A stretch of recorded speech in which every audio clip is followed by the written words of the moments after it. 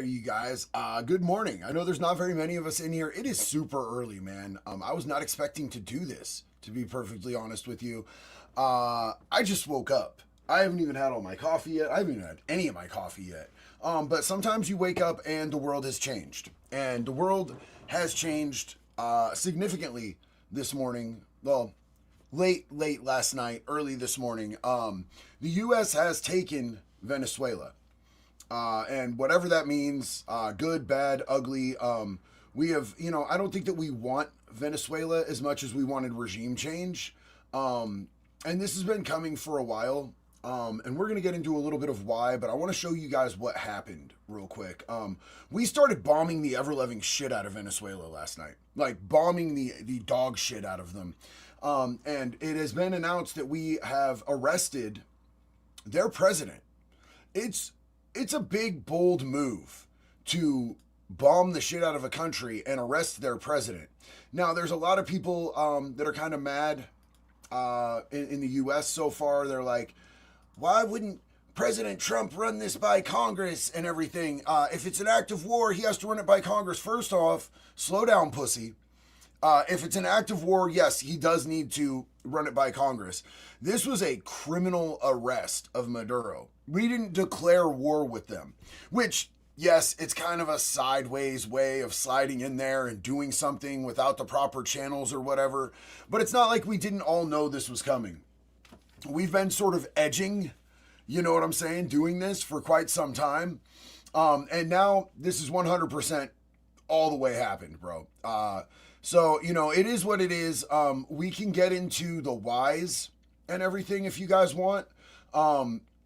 First off, if you want to know why, here's a real good indicator of why right here. If you guys can see this, I'll make this a little bit bigger for you. Here's where the oil reserves are in the world right now. Venezuela has the largest reserve of oil.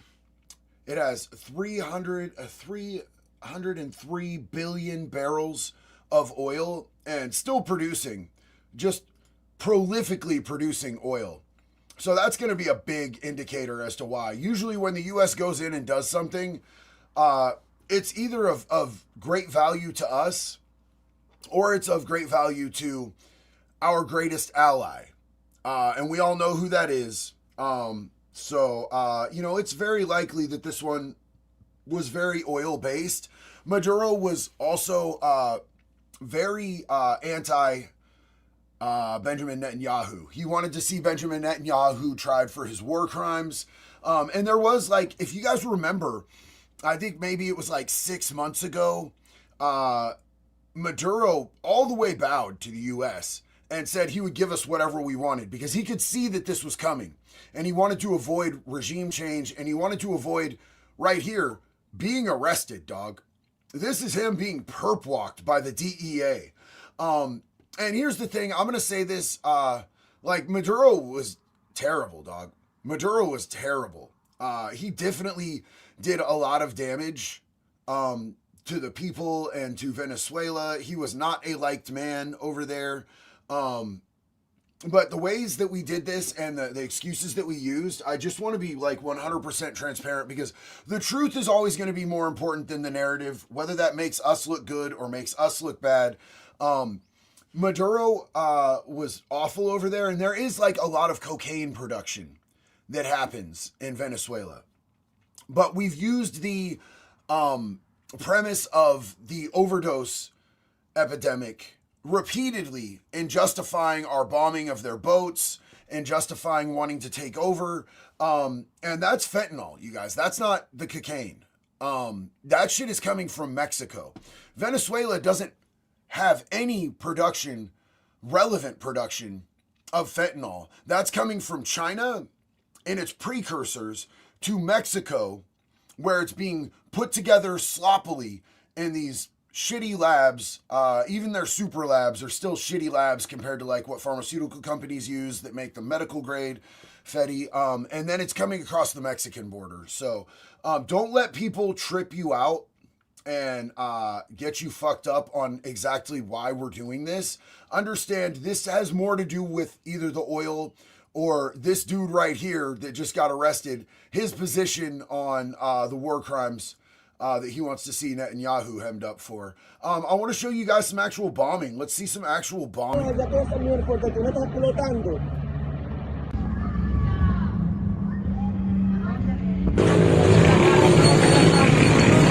Oh shit.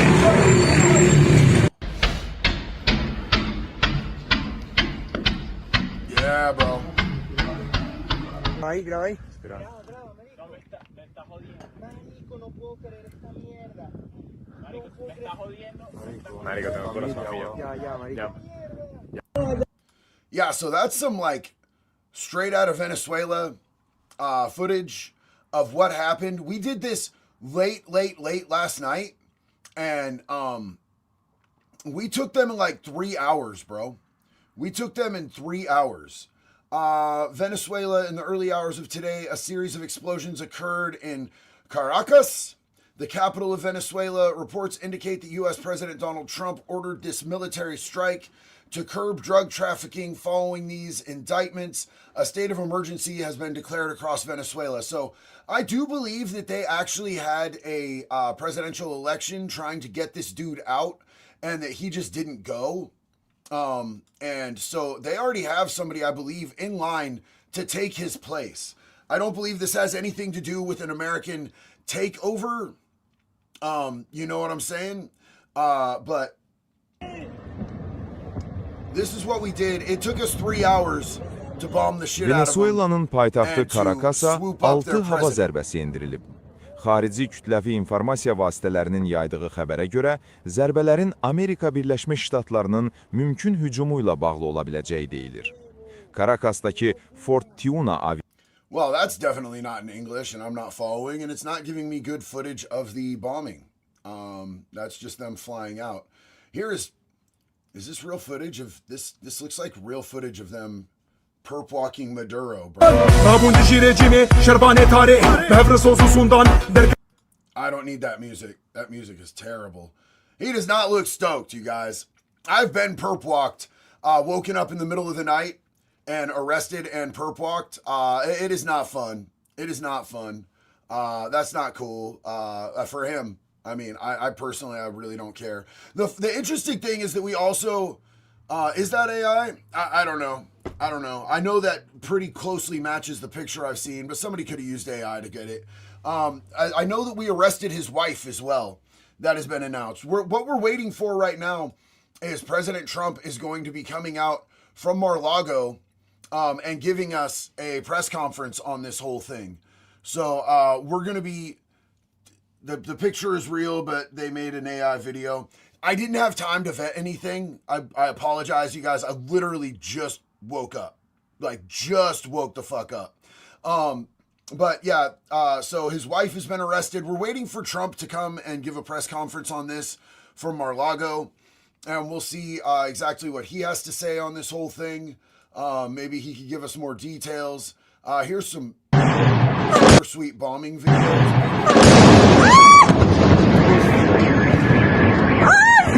Damn, dog. Look at that.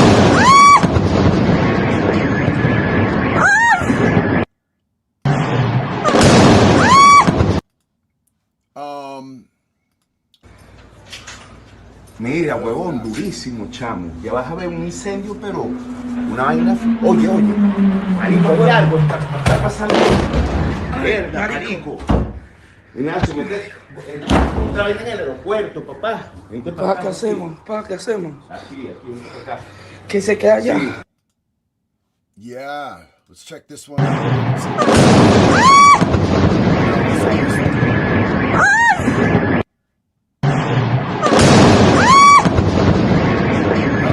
Tripping, bro. That lady is absolutely tripping. She's not feeling that. Here's the one we haven't seen.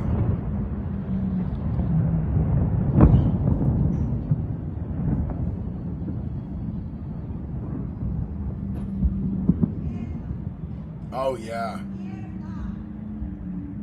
This was a 3-hour operation, you guys. We handled this business in 3 hours. So whether you're for this or against this, I personally don't know enough about this whole situation. I know that Maduro was not like a good or loved leader. I know there was like serious issues with him. I don't exactly trust the reasons that we've been told that they were doing this, but I do know that Maduro was a bad dude. He was a bad dude.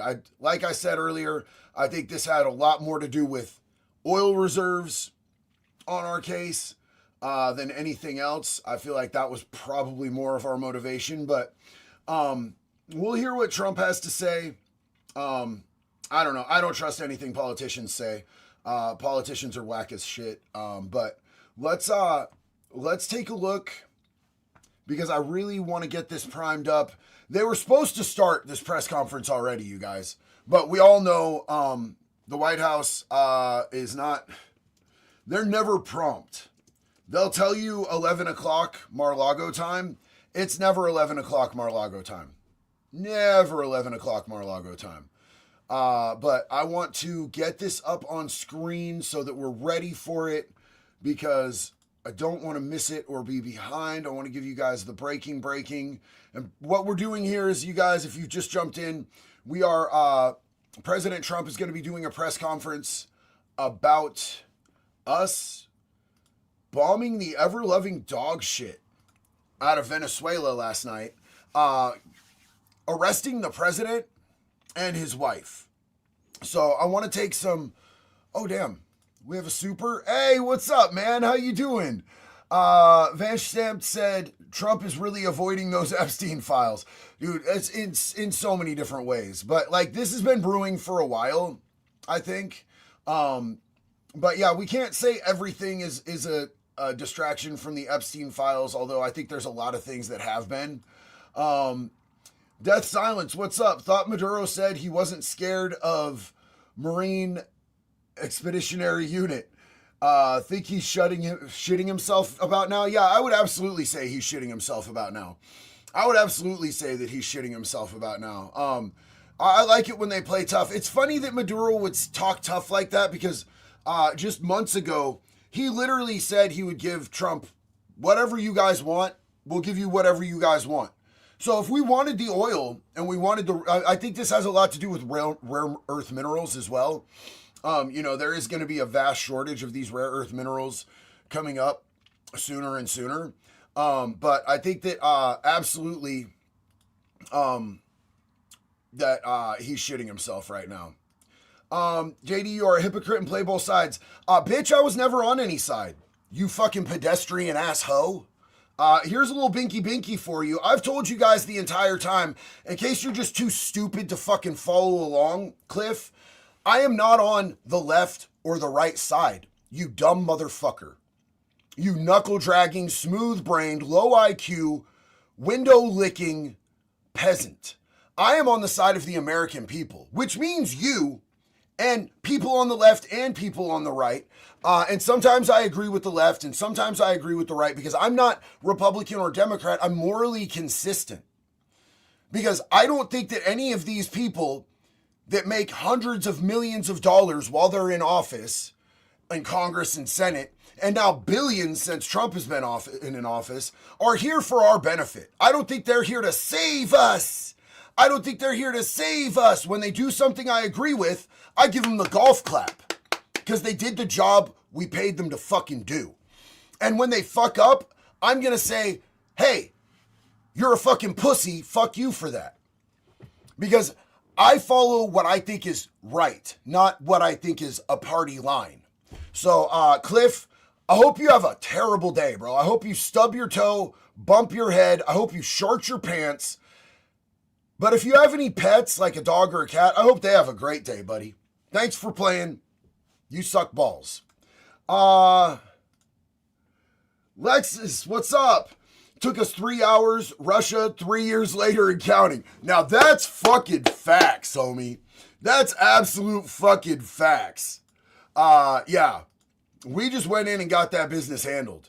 We got that business handled quickly. At least if we're going to do something, regardless of why we do it, we are effective. He needs to step on a Lego. Hold on, where's that? Thank you. Thank you, homie. Yes, Cliff, find the nearest Lego and impale yourself, dog. impale yourself. Elijah, what's wrong with sucking balls? I probably misspoke. Because as a dude, I do enjoy some hit. I enjoy some hit. So I try not to call people, back in the day, we would when I grew up, we called each other like butt eater as an insult. And now it's like what everybody's doing. And I'm not into that, nor am I into the, but I do like hit. So I try not to make fun of people for giving hit. Head is good. Let's see. Cliff is cool. Okay. Venezuela got them some freedom. So here's the thing, man. Like, I do think that this is actually a good thing for Venezuela. I think that this is a good thing for Venezuela. The people of Venezuela, I don't think are super upset about this. I think the people of Venezuela are pretty stoked about this. Don't apologize for being straight, bro. Oh, I never will. I never will, homie. I'm not apologizing for being straight. I'm just saying, I don't think when people call each other D sucker or C sucker, I don't think that's a cool insult because that's something I like to get it done. I don't do it. I ain't gonna do it. I'm not like reciprocal with that shit. You know what I'm saying? But Sergeant Carnage, why do you think they all moved to Miami, JD? Facts, bro. Facts. Okay, so let's see. I love straight men. As a straight man, I thank you for that. I thank you for that. There's so few people out there these days that are will say anything good about straight men. Straight men have been demonized, especially if you're white. If you're white and you're straight, you're the devil. If you're a Christian, oh, they hate you, bro. Oh, they hate you. They hate you.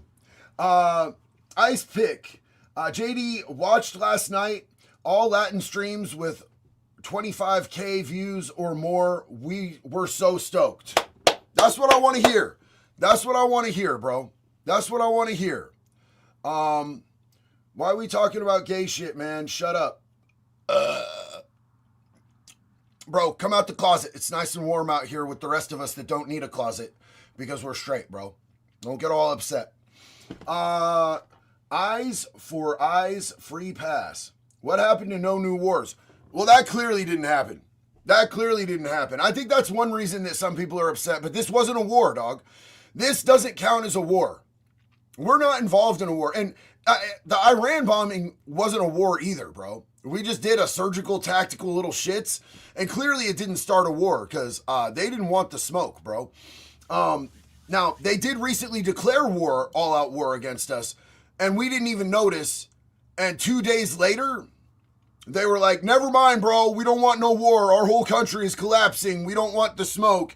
Because they knew they were in such a compromised position with what's going on over there. Have you guys seen what's happening in Iran right now? The people over there are absolutely tearing that bitch to shreds. To shreds. And this thing in Venezuela isn't a war, bro. This was an arrest. This was a criminal arrest. That's why you notice the people that arrested, that had Maduro, they had DEA patches on. This was a criminal arrest, not a war. Death silence. Venezuela got a taste of the finest UN healthcare, unhealthcare in the world. The finest unhealthcare. How did I fuck that up when I have two different Fat Electrician unhealthcare shirts, bro? Love you, dog. And got shook. Yeah, dude's having the worst day of his life right now. Guaranteed. Maduro's having the worst day of his life right now, getting taken into custody by us. Someone 11. Ate cat my whole life, but suck one chicken, and I'm called a chicken sucker forever. Brother, you can build a million bridges. They're never going to call you a bridge builder, brother. Jonathan, I hope they recorded the mission. I want to see Maduro's face when he realized he was being captured. Can you imagine that body cam, bro? Oh, God. I want that body cam so much, bro. I'd be so stoked for that body cam.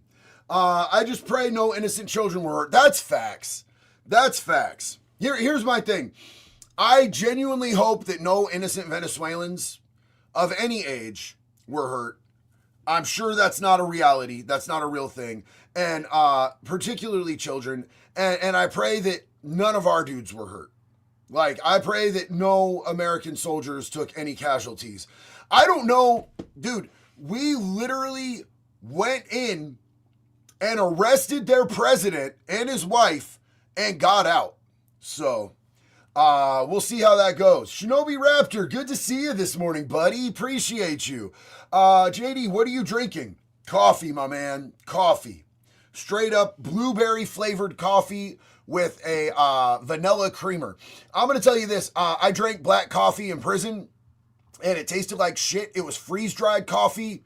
So, you know, it came in little crystals. Y'all ever seen the Folgers crystals? I pray that none of you have ever had to live off of freeze-dried coffee. It's fucking ass, bro. Straight up ass. But I lived off it for so long that it like tore holes in my gut, basically. So now when I drink coffee, I put creamer in it. I like it to taste pretty fucking good. You know, recovery has made me soft and I'm happy about that. And I like a nice tasty cup in the morning, brother. Captain Sasquatch, I told you they wanted to take him alive. I remember you saying it, dog. I remember you saying it when we were talking about this. I believe we were doing a live talking about bombing the Venezuelan boats that they're saying are drug boats. And you said that they wanted to take Maduro alive, dog. I remember. Y'all think I don't remember. I pooped my pants. Libtards are crying themselves to sleep at night. Yeah, you know, here's the thing, bro. I will always question our motivations when we do shit like this, where there's like some pretty decent reasons to question shit. But I'm going to be real honest with you guys. I don't see this as a negative, bro. I think this is a net positive right here. You know what I'm saying? And, you know, it's okay. Did you guys know that even if your guy that you voted for is in office, did you guys know that it's okay as an American citizen to question what he does? Did you guys know that? That's a real life thing. People are like, oh, you're questioning and asking questions and bitching about stuff that Trump does. Do you remember 2 years ago, 3 years ago, how I bitched about every single fucking thing that Biden did? I bitched when that dude woke up in the morning because I was bummed that he did. Like, dead ass, bro. It doesn't matter who's in office. He is an employee. If he's doing things that I think are good for our country, I'm going to golf clap. If he's doing things that I think are fucked up, I'm going to bitch about it and I'm going to question it. Now, I don't think this is a bad thing. I think that, you know, getting this done in 3 hours is pretty fucking incredible, bro. I just have to say this, bro. USA! USA! We took this dude in 3 hours. I want to see what the death tolls are and everything because I don't want to be like ghoulish and, you know, there's death of, you know, if they bombed a fucking orphanage or something, I'm going to feel really bad that I did that. But to be able to get this operation done in 3 hours, have Maduro in custody, and the whole thing is fucking handled, I think that's pretty incredible. And right here, Seth, Maduro is a tyrant. Venezuelans are celebrating. 3 fucking hours, dog. Now they have a regime change. Joe Haas, what's up? I'm worried that this is a sign for what the plans are for Iran. I understand Venezuela has something to do with the drug trade, but I'm anti-war. I too am anti-war, but I also understand there are situations in which bad shit has to happen. Angry Cop says it was 35 minutes. Well, I heard it was 3 hours. Angry Cops might be more plugged in than me, though, bro. Having with all of his connections and everything, Angry Cops might be way more plugged in than I am. If we bombed the shit out of them, went in, grabbed their president, you guys, think of the scope and magnitude of this. We went into a country. We got into their Capitol building. We scooped up the president and his wife in the middle of the night. Whether we got in and out in 3 hours or we got him out in 35 minutes, either way, that's fucking epic game, dog. That's fucking epic game. That's wild. Maybe 3 hours round trip. Either way, That's absolutely epic. Death Silence. Good news is that the feds can actually charge Maduro with all crimes TDA committed under Biden since they were considered his troops. Bro, Tren de Aragua is a big problem. And people don't want to acknowledge that Tren de Aragua is a big problem because, up until recently, if you said that the Venezuelan drug cartel gang, now a terrorist organization, was a problem, you were being racist. Oh, are you kidding me? Those are just good-hearted drug dealers who came here for a better life. They're just good human traffickers and rapists and murderers who came to the U.S. in search of hard work and a better life. The fuck out of here. And if you said shit, you were racist. I remember when we were talking about those apartment complexes in Colorado that they had overtaken, I think that's when people started calling me a racist, was for calling that shit out. Bro, I've dealt with cartels. The fuck is you talking about? You couch-dwelling liberal cuck. But now they're a terrorist organization, so he can absolutely be charged under all of that shit. Parlock, now I want them to arrest people in this country. Fuck, man. Yeah, no, I've another thing I've been bitching about is that we were told that we were going to be getting, everybody who was involved in all of these different corrupt criminal situations. We were going to see arrests, perp walks. We were going to see charges. We were going to see convictions. Where are they at, Cash? Where are they at, Bondi? I ain't seen shit. Show me some, motherfucker. And our deportations are lower than any of our prior presidencies. Our deportations for this year are lower than Trump's first term, Obama, lower than Biden. Swoop him and scoop him, my guy. It's honestly, I think it's a lot because there are so many retarded liberals getting in the way and gumming up their ability to actually operate. American white guy. I unknowingly befriended one of the royal families that was forced out of Iran during the collapse. Damn, dog. His grandfather was best friends with the man they want back in power now. I am so excited for the future of Iran. I had no idea. See, I'm not super educated about Iran and what's going on over there, but that's super cool to hear, man. Hey, and thank you for your service, brother. Big love and respect to you, my guy. Fallen Angel, first time here in 2026. What is up and welcome. Wish you a happy new year, full of success and shredded chomos. Yes. To everyone in the chat going through recovery, I wish the strength within to beat your demons and find your happy. Love, Crom Chesia. I'm sorry if I butchered your name, dog. I love you, and that was such a kind message. Big love and respect to you, my guy. Big love and respect. Thank you. Happy 2026, fam. Monotharia says, employees we vote in do not need worshipped. Said it before and I'll say it again. Partisanship is the death of patriotism. We can't afford to confuse this. Yes, dude, yes. I worship one. I worship God. I do not worship man. I do not care what their position is. Being in office in America should not make you an idol. It should make you a servant. It is a public service. You should not be worshipped. You should not be, maybe a low-grade celebrity, but you should be a public servant to the American people, to the Constitution, to our culture and our way of life. That's what it should mean. You should be going in there to serve the American people and what is right as given to us by our founding fathers. Anything else is masturbation. We should not be putting these people on a pedestal, bro. Intellectual iconoclasm.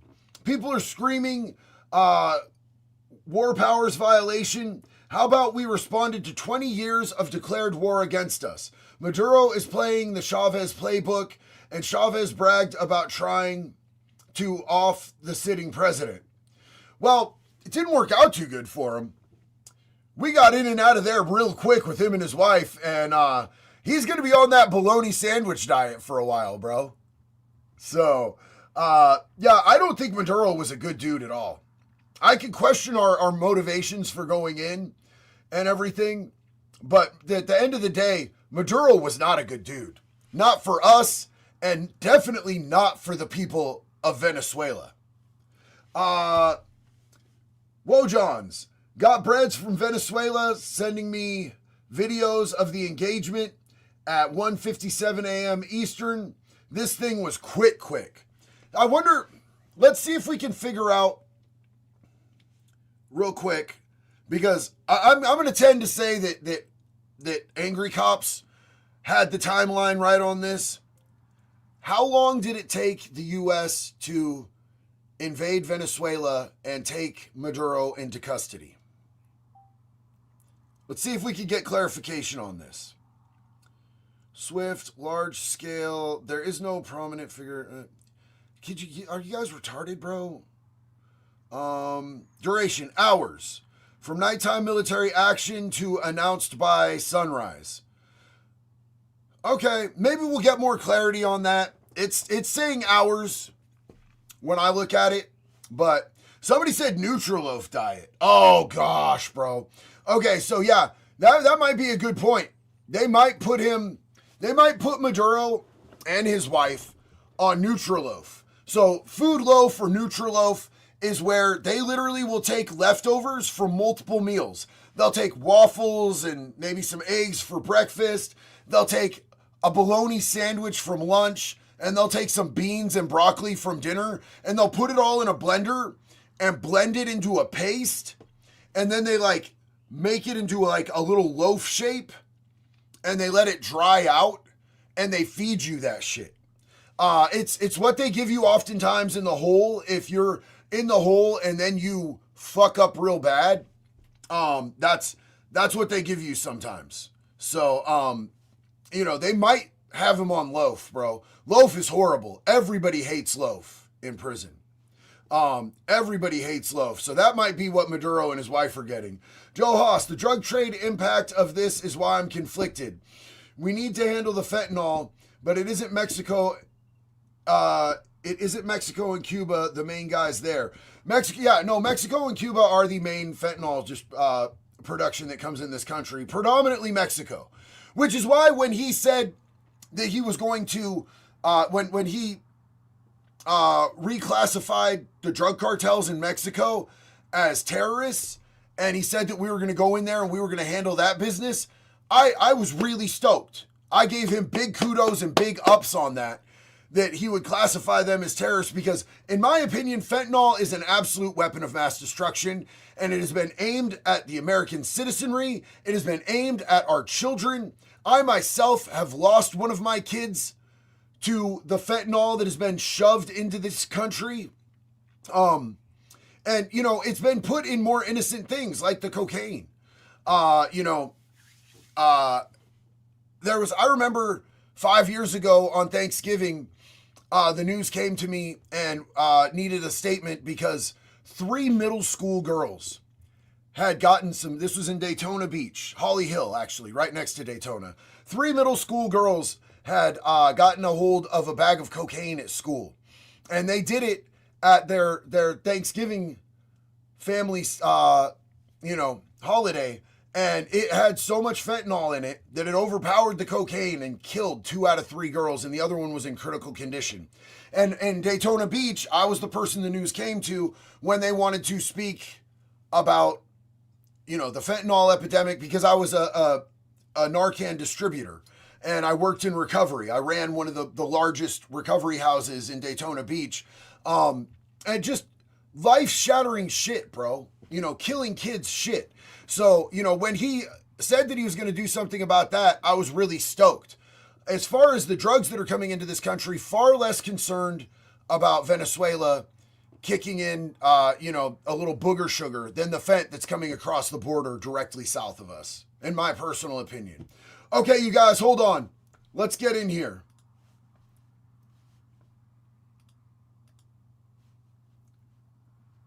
We appreciate you being here. Late last night and early today, at my direction, the United States Armed Forces conducted an extraordinary military operation in the capital of Venezuela, overwhelming American military power, air, land, and sea, was used to launch a spectacular assault. And it was an assault like people have not seen since World War II. It was a force against a heavily fortified military fortress in the heart of Caracas to bring outlaw dictator Nicolas Maduro to justice. This was one of the most stunning, effective, and powerful displays of American military might and competence in American history. And if you think about it, we've done some other good ones, like the attack on Soleimani, the attack on al-Baghdadi, and the obliteration and decimation of the Iran nuclear sites just recently in an operation known as Midnight Hammer. All perfectly executed and done. No nation in the world could achieve what America achieved yesterday, or frankly, in just a short period of time. All Venezuelan military capacities were rendered powerless as the men and women of our military, working with U.S. law enforcement, successfully captured Maduro in the dead of night. It was dark. The lights of Caracas were largely turned off due to a certain expertise that we have. It was dark and it was deadly. But captured along with his wife,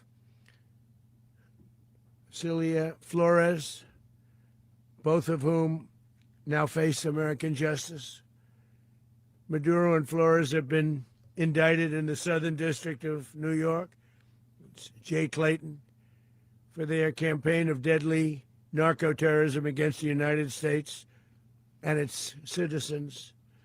I want to thank the men and women of our military who achieved such an extraordinary success overnight with breathtaking speed, power, precision, and competence. You rarely see anything like it. You've seen some raids in this country that didn't go so well. They were an embarrassment. If you look back to Afghanistan, or if you look back to the Jimmy Carter days, they were different days. We're a respected country again, like never before. These highly trained warriors, operating in collaboration with U.S. law enforcement, caught them in a very ready position. They were waiting for us. They knew we had many ships out in the sea, just sort of waiting. They knew we were coming. So they were in a ready, what's called a ready position. But they were completely overwhelmed and very quickly incapacitated. If you would have seen what I saw last night, you would have been very impressed. I'm not sure that you'll ever get to see it, but it was an incredible thing to see. Show us. Not a single American service member was killed, and not a single piece of American equipment was lost. We had many helicopters, many planes, many people involved in that fight. But think of that, not one piece of military equipment was lost, not one service member was, more importantly, killed. The United States military is the strongest and most fearsome military on the planet by far, with capabilities and skills our enemies can scarcely begin to imagine. We have the best equipment anywhere in the world. There's no equipment like what we have, and you see that even if you just look at the boats. You know, we've knocked out 97% of the drugs coming in by sea. 90%. Each boat kills on average, 25,000 people. We knocked out 97%. And those drugs mostly come from a place called Venezuela. We're going to run the country until such time as we can do a safe, proper, and judicious transition. So we don't want to be involved with having somebody else get in, and we have the same situation that we had for the last long period of years. So we are going to run the country until such time as we can do a safe, proper,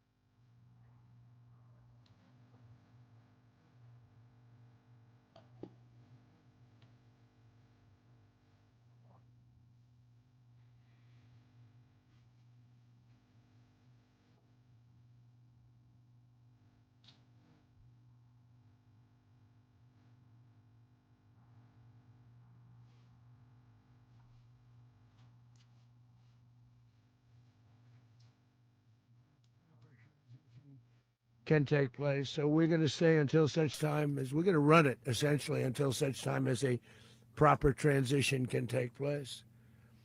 As everyone knows, the oil business in Venezuela has been a bust, a total bust, for a long period of time. They were pumping almost nothing by comparison to what they could have been pumping and what could have taken place. We're going to have our very large United States oil companies, the biggest anywhere in the world, go in, spend billions of dollars, fix the badly broken infrastructure, the oil infrastructure, and start making money for the country. And we are ready to stage a second and much larger attack if we need to do so. So we were prepared to do a second wave if we needed to do so. We actually assumed that a second wave would be necessary, but now it's probably not. The first wave, if you'd like to call it that, the first attack was so successful, we probably don't have to do a second, but we're prepared to do a second wave, a much bigger wave, actually.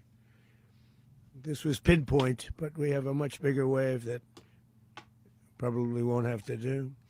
This partnership of Venezuela with the United States of America, a country that everybody wants to be involved with because of what we were able to do and accomplish, will make the people of Venezuela rich, independent, and safe. And it will also make the many, many people from Venezuela that are living in the United States extremely happy. They suffered. They suffered. So much was taken from them. They're not going to suffer anymore.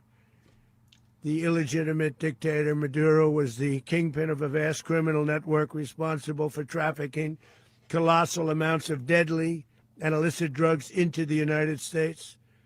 As alleged in the indictment, he personally oversaw the vicious cartel known as Cartel de las Solas, which flooded our nation with lethal poison, responsible for the deaths of countless Americans, the many, many Americans. Hundreds of thousands over the years of Americans died because of him.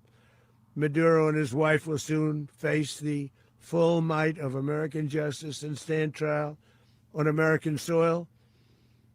Right now, they're on a ship. They'll be heading to, ultimately, New York, and then a decision will be made, I assume, between New York and Miami or Florida. But we have people where the overwhelming evidence of their crimes will be presented in a court of law.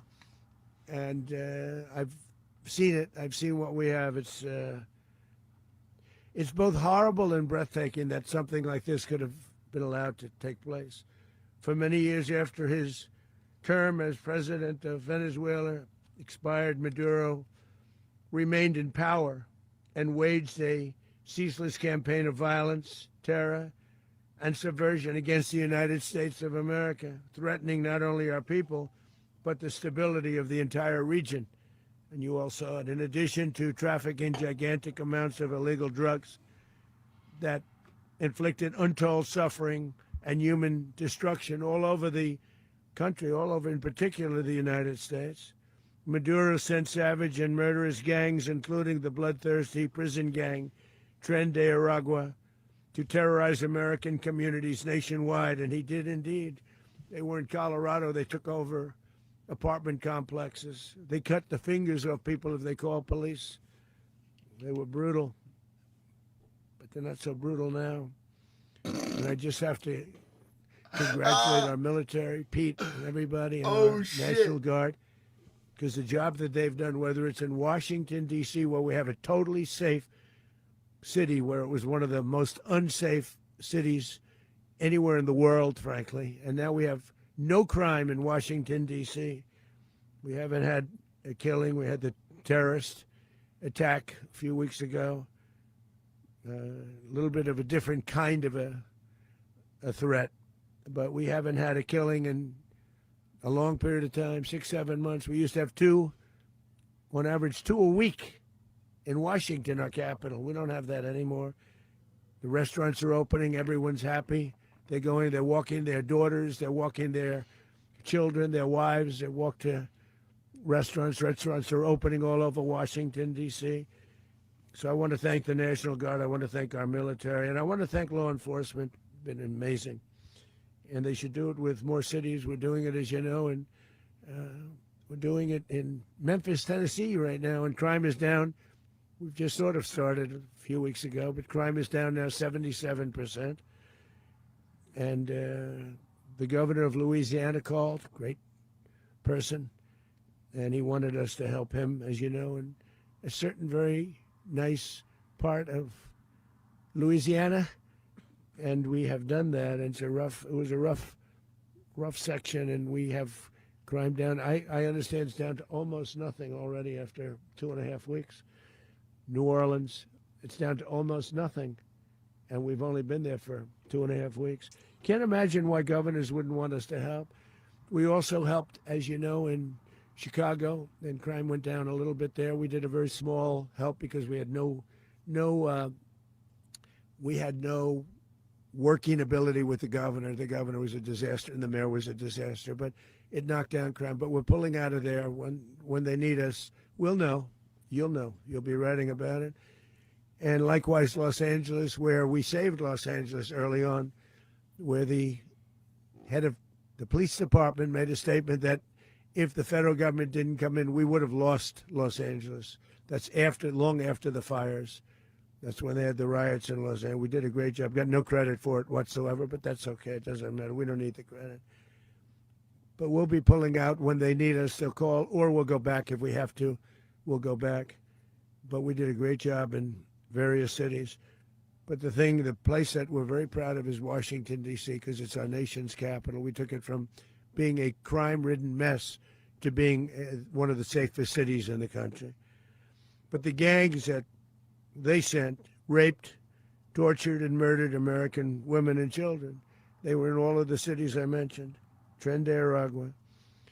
And they were sent by Maduro to terrorize our people, and now Maduro will never again be able to threaten an American citizen or anybody from Venezuela. There will no longer be threats. For years, I've highlighted the stories of those innocent Americans whose lives were so heartlessly robbed by this Venezuelan terrorist organization. Really one of the worst. One of the worst, they say the worst. Americans like 12-year-old Jocelyn Nungari from Houston. Beautiful Jocelyn Nungari, what happened to her?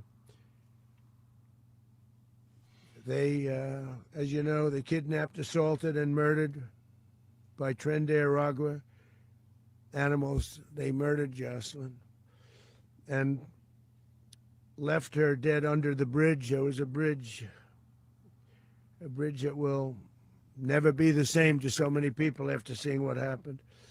As I've said many times, the Maduro regime emptied out their prisons, sent their worst and most violent monsters into the United States to steal American lives. And they came from mental institutions and insane asylums. They came from prisons and jails. The reason I say both, they sound similar. Actually, prisons, a little bit more hostile, a little bit tougher. A mental institution isn't as tough as an insane asylum, but we got them both. They sent from their mental institutions. They sent from their jails, prisons. They were drug dealers.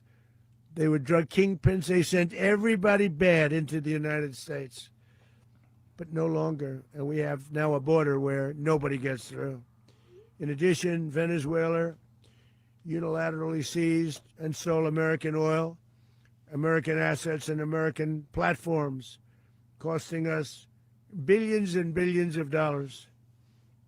They did this a while ago, but we never had a president that did anything about it. They took all of our property. It was our property. We built it. And we never had a president that decided to do anything about it. Instead, they fought wars that were 10,000 miles away. We built Venezuela oil industry with American talent, drive, and skill, and the socialist regime stole it from us during those previous administrations, and they stole it through force. This constituted one of the largest thefts of American property in the history of our country. considered the largest theft of property in the history of our country. Massive oil infrastructure was taken like we were babies, and we didn't do anything about it. I would have done something about it. America will never allow foreign powers to rob our people or drive us back into and out of our own hemisphere. That's what they did. Furthermore, under the now deposed dictator Maduro, Venezuela was increasingly hosting foreign adversaries in our region and acquiring menacing offensive weapons that could threaten U.S. interests and lives. And they used those weapons last night. Potentially in league with the cartels operating along our border. All of these actions were in gross violation of the core principles of American foreign policy, dating back more than 2 centuries, and not anymore.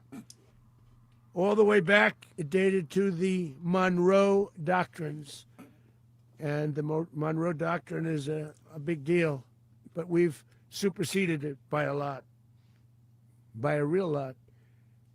They now call it the Donroe Document. I don't know. It's Monroe Doctrine. We sort of forgot about it. It was very important, but we forgot about it. We don't forget about it anymore. Under our new national security strategy, American dominance in the Western Hemisphere will never be questioned again. Won't happen. So just in concluding, for decades, other administrations have neglected or even contributed to these growing security threats in the Western Hemisphere. Under the Trump administration, we are reasserting American power in a very powerful way in our home region. And our home region is very different than it was just a short while ago. The future will be, and we did this in my first term.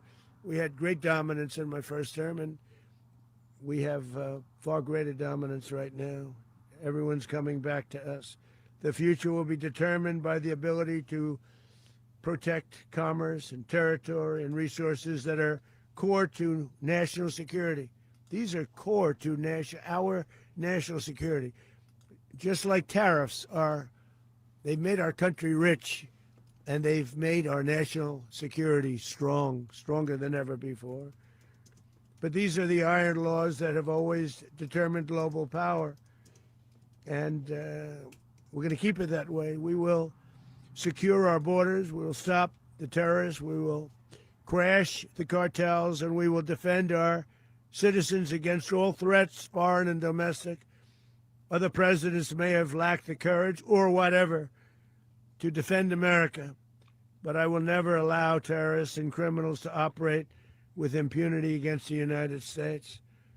This extremely successful operation should serve as warning to anyone who would threaten American sovereignty or endanger American lives. Very importantly, the embargo on all Venezuelan oil remains in full effect. The American Armada remains poised in position, and the United States retains all military options until United States demands have been fully met and fully satisfied. All political and military figures in Venezuela should understand what happened to Maduro can happen to them, and it will happen to them if they aren't just fair, even to their people. The dictator and terrorist, Maduro, is finally gone in Venezuela. People are free. They're free again. It's been a long time for them, but they're free. America is a safer nation this morning. It's a prouder nation this morning because it didn't allow this horrible person and this country that was doing very bad things to us. It didn't allow it to happen. And the Western Hemisphere is right now a much safer place to be. So I want to thank everybody for being here. I want to thank General Raisin Kane. He's a fantastic man. I've worked with a lot of generals. I worked with some I didn't like. I worked with some I didn't respect. I worked with some that just weren't good. But this guy is fantastic. I watched last night one of the most precise attacks on sovereignty. I mean, it was an attack for justice. And I'm very proud of him, and I'm very proud of our Secretary of War, Pete Hegseth, who I'm going to ask to say a few words. Thank you very much. I want to hear Pete Hegseth too, you guys. You guys want to hear Pete Hegseth? Well, thank you, Mr. President. Finally, a commander-in-chief the world respects and the American people deserve. And as the president said, words can barely capture the bravery and the power and the precision of this historic operation. A massive joint military and law enforcement raid flawlessly executed by the greatest Americans our country has to offer. American warriors are second to none, the best in the world and the best of our country. What all of us witnessed last night was sheer guts and grit, gallantry and glory of the American warrior. I'm simply humbled by such men. And I tip my hat to our chairman, Dan Raisin Kane, and all those Americans who stood watch last night. Our warriors are the elite of America, and again, President Trump has your back. No other country on planet Earth, and it's not even close, could pull this kind of operation off. And no other president has ever shown this kind of leadership, courage, and resolve, the most powerful combination the world has ever seen. As the president said, our adversaries remain on notice. America can project our will anywhere, anytime. The coordination, the stealth, the lethality, the precision, the very long arm of American justice, all on full display in the middle of the night. Nicolas Maduro had his chance, just like Iran had their chance, until they didn't and until he didn't. He effed around and he found out. President Trump is deadly serious about stopping the flow of gangs and violence to our country. Deadly serious about stopping the flow of drugs and poison to our people. Deadly serious about getting back the oil that was stolen from us. And deadly serious about reestablishing American deterrence and dominance in the Western Hemisphere. This is about the safety, security, freedom, and prosperity of the American people. This is America first. This is peace through strength. And the United States War Department is proud to help deliver it. Welcome to 2026. And under President Trump, America is back. I'd like to welcome now our Chairman Raisin Kane, to give a few more details about the operation. Mr. Chairman. Raising Cane's, Thank bring you, the chicken. Thank you, Mr. Secretary. Thank you, Mr. President, and good morning. Last night, on the order of the President of the United States and in support of a request from the Department of Justice, as the President said, the United States military conducted an apprehension mission in Caracas, Venezuela, to bring to justice two indicted persons, Nicolas and Cecilia Maduro. This operation, known as Operation Absolute Resolve, was discreet, precise, and conducted during the darkest hours of January 2nd and was the culmination of months of planning and rehearsal, an operation that, frankly, only the United States military could undertake. What I'd like to do this morning is talk to you through some of the preparation and the details without compromising any of our tactics, techniques, and procedures. There is always a chance that we'll be tasked to do this type of mission again. Our interagency work began months ago and built on decades of experience of integrating complex air, ground, space, and maritime operations. While the past 2 decades have honed the skills of our special operations forces, this particular mission required every component of our joint force, with soldiers, sailors, airmen, Marines, and Guardians working in unison with our intelligence agency partners and law enforcement teammates in an unprecedented operation. We leveraged our unmatched intelligence capabilities and our years of experience in hunting terrorists, and we could not have done this mission without the incredible work by various intelligence agencies, including the CIA, NSA, and NGA. We watched, we waited, we prepared, we remained patient and professional. This mission was meticulously planned, drawing lessons from decades of missions over the last many years, many missions over these last many years. This was an audacious operation that only the United States could do. It required the utmost of precision and integration within our joint force. And the word integration does not explain the sheer complexity of such a mission. An extraction so precise it involved more than 150 aircraft launching across the Western Hemisphere in close coordination, all coming together in time and place to layer effects for a single purpose: to get an interdiction force into downtown Caracas while maintaining the element of tactical surprise. Failure of one component of this well-oiled machine would have endangered the entire mission, and failure is never an option for America's joint force. Those in the air over Caracas last night were willing to give their lives for those on the ground and in the helicopters. Let me talk a little bit about the preparation. After months of work by our intelligence teammates to find Maduro and understand how he moved, where he lived, where he traveled, what he ate, what he wore, what were his pets, in early December, our force was set pending a series of aligned events. Key was choosing the right day to minimize the potential for civilian harm and maximize the element of surprise, and minimize the harm to the indicted personnel, so as the president said, they could be brought to justice. And as the president said earlier today, weather in Venezuela is always a factor this time of the year. And over the weeks through Christmas and New Year's, the men and women of the United States military sat ready, patiently waiting for the right triggers to be met and the president to order us into action. Last night, the weather broke just enough, clearing a path that only the most skilled aviators in the world could maneuver through. Ocean, mountain, low cloud ceilings. But when tasked with a mission, this organization does not quit. At 10:46 p.m. Eastern Time last night, the president ordered the United States military to move forward with this mission.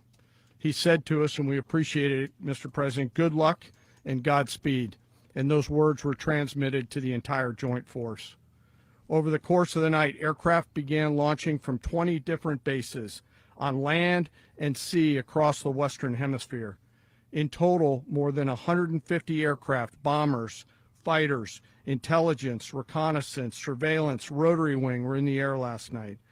Thousands and thousands of hours of experience were airborne. Our youngest crew member was 20, and our oldest crew member was 49. And there's simply no match for American military might. As the night began, the helicopters took off with the extraction force, which included law enforcement officers, and began their flight into Venezuela at 100 feet above the water. As they approached Venezuelan shores, the United States began layering different effects provided by Spacecom, Cybercom, and other members of the interagency to create a pathway. Overhead, those forces were protected by aircraft from the United States Marines, the United States Navy, the United States Air Force, and the Air National Guard. The force included F-22s, F-35s, F-18s, EA-18s, E-2s, B-1 bombers, and other support aircraft, as well as numerous remotely piloted drones. As the force began to approach Caracas, the Joint Air Component began dismantling and disabling the air defense systems in Venezuela, employing weapons to ensure the safe passage of the helicopters into the target area. The goal of our air component is, was, and always will be to protect the helicopters and the ground force and get them to the target and get them home. As the force crossed the last point of high terrain where they'd been hiding in the clutter, we assessed that we had maintained totally the element of surprise. As the helicopter force ingressed towards the objective at low level, we arrived at Maduro's compound at 1:01 a.m. Eastern Standard Time, or 2:01 a.m. Caracas local time, and the apprehension force descended into Maduro's compound and moved with speed, precision, and discipline towards their objective, and isolated the area to ensure the safety and security of the ground force while apprehending the indicted persons. On arrival into the target area, the helicopters came under fire, and they replied with that fire with overwhelming force in self-defense. One of our aircraft was hit but remained flyable, and as the president said earlier today, all of our aircraft came home, and that aircraft remained flyable during the rest of the mission. As the operation unfolded at the compound, our air and ground intelligence teams provided real-time updates to the ground force, ensuring those forces could safely navigate the complex environment without unnecessary risk. The force remained protected by overhead tactical aviation. Maduro and his wife, both indicted, gave up and were taken into custody by the Department of Justice, assisted by our incredible U.S. military with professionalism and precision, with no loss of U.S. life. After securing the indicted persons, the force began to prep for departure. Helicopters were called in to exfiltrate the extraction force, while fighter aircraft and remotely piloted aircraft provided overhead coverage and suppressive fire. There were multiple self-defense engagements as the force began to withdraw out of Venezuela. The force successfully exfiltrated and returned to their afloat launch bases, and the force was over the water at 3:29 a.m. Eastern Standard Time with indicted persons on board. And both Maduro and his wife were embarked aboard the USS Iwo Jima.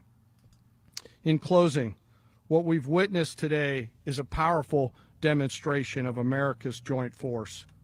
We think, we develop, we train, we rehearse, we debrief, we rehearse again and again, not to get it right, but to ensure that we cannot get it wrong. Our jobs are to integrate combat power so when the order comes, we can deliver overwhelming force at the time and the place of our choosing against any foe anywhere in the world. I am immensely proud today of our joint force and filled with gratitude to represent them here today.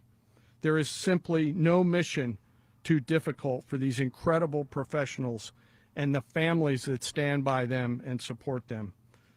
As we stand here this morning, our forces remain in the region at a high state of readiness, prepared to project power, defend themselves, and our interests in the region. This operation is a testament to the dedication and unwavering commitment to justice and our resolve to hold accountable those who threaten peace and stability. In closing, I want to express my heartfelt gratitude to the brave men and women who executed this mission. Their courage and tireless commitment to our nation are what makes us strong. Thank you, Mr. Secretary, and thank you, Mr. President.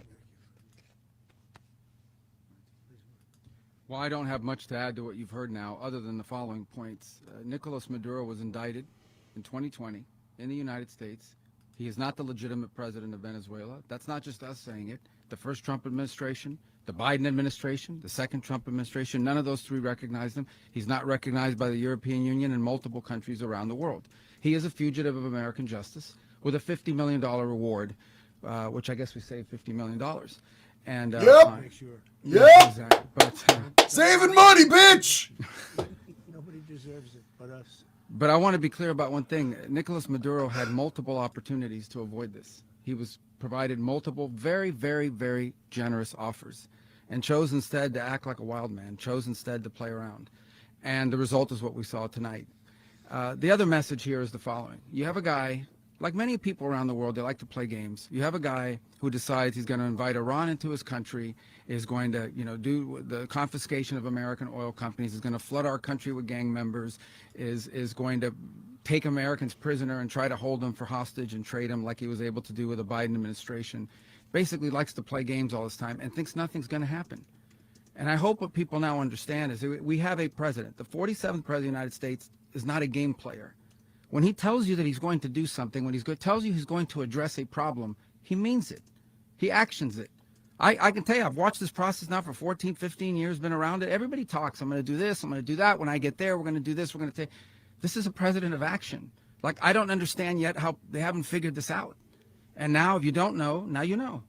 because this is the way it's going to play out. And I think people need to understand that this is not a president that just talks and does letters and press conferences. And, you know, if he says he's serious about something, he means it.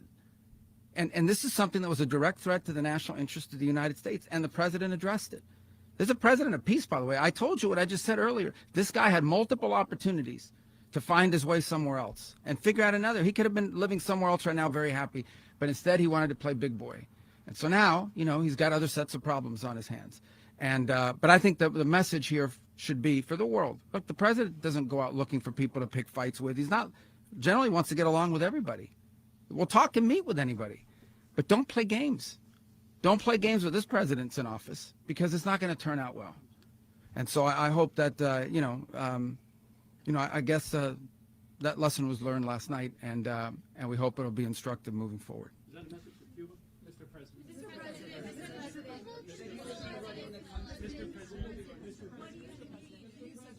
Please. Well, we're going to be running it with a group, and we're going to make sure it's run properly. We're going to rebuild the oil infrastructure, which will cost billions of dollars. It'll be paid for by the oil companies directly. They will be reimbursed for what they're doing, but that's going to be paid. And we're going to get the oil flowing the way it should be. As you know, it was just a minor flow. It was actually a minor flow for what they have. But we're going to run it properly, and we're going to make sure the people of Venezuela are taken care of. We're going to make sure the people that were forced out of Venezuela by this thug are also taken care of. President, does the U.S. running the country mean that U.S. troops will be on the ground? How will that work? Well, you know, they always say boots on the ground. Oh, so we're not afraid of boots on the ground if we have to have. We had boots on the ground last night at a very high level, actually. We're not afraid of it. We don't mind saying it. But we're going to make sure that that country is run properly. We're not doing this in vain. This is a very dangerous attack. This is an attack that could have gone very, very badly. Could have gone very badly. We could have lost a lot of people last night. We could have lost a lot of dignity. We could have lost a lot of equipment. The equipment is less important, but we could have lost a lot. And we're going to make sure that this is proper. We're there now. We're ready to go again if we have to. We're going to run the country right. It's going to be run very judiciously, very fairly. It's going to make a lot of money. We're going to give money to the people. We're going to reimburse people that were taken advantage of. We're going to take care of everybody. It's very important. We couldn't let them get away with it. You know, they stole our oil. We built that whole industry there, and they just took it over like we were nothing. And we had a president that decided not to do anything about it. So we did something about it. We're late, but we did something about it. Yeah, please.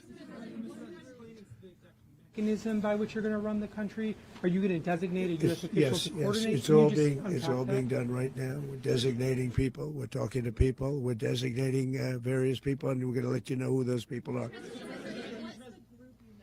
Would run Venezuela? Well, it's largely going to be for a period of time. The people that are standing right behind me, we're going to be running it. We're going to be bringing it back. It's a dead, you know, I talk about a dead country.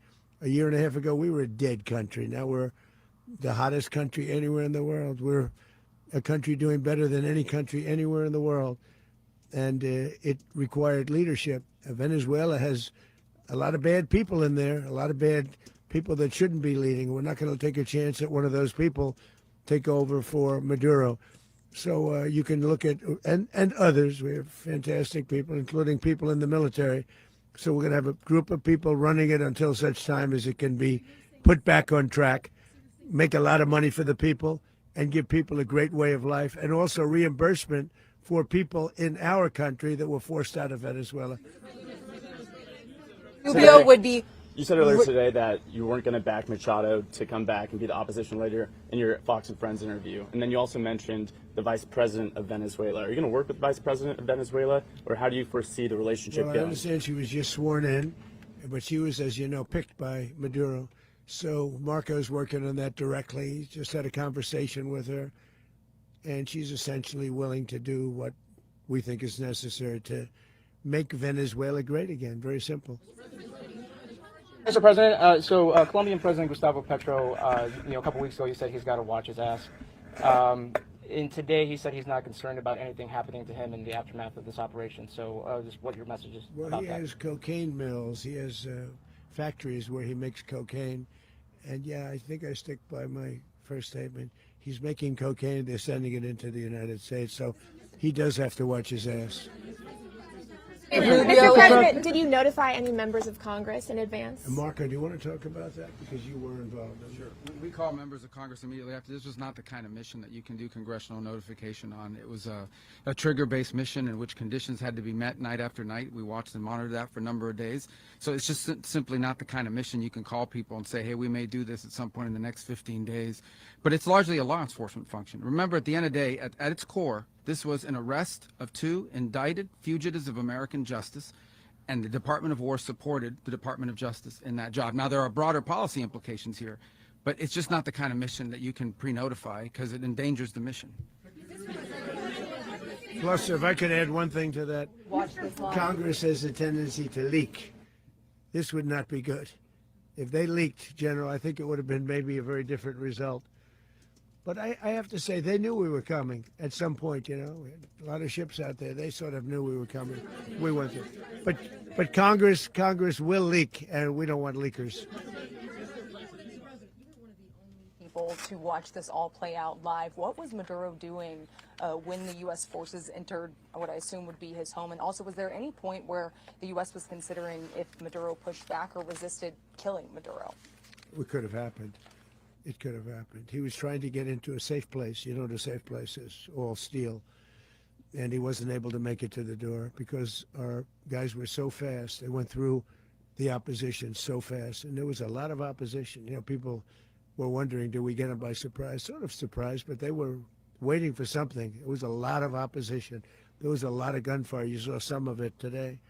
But he was trying to get to a safe place, which wasn't safe because we would have had the door blown up in about 47 seconds, they say on average, regardless of how thick the steel was. It was a very thick door. It was a very heavy door, but he was unable to get to that door. He made it to the door. He was unable to close it.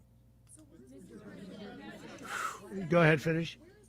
To be in the time being right now. Do you know his exact Well, whereabouts? eventually, ultimately, in the near future, he's going to be brought to New York. And where is he going to be held? Where is he going to be held in New York? Do you know? That's going to be up to the officials that do these things. Mr. President, the U.S. has something of a mixed track record of ousting dictators without necessarily a plan for what comes afterwards. Not with Did me. that weigh on your decision? Well, that's why we had different presidents, but with me, that's not true. With me, we've had a perfect track record of winning.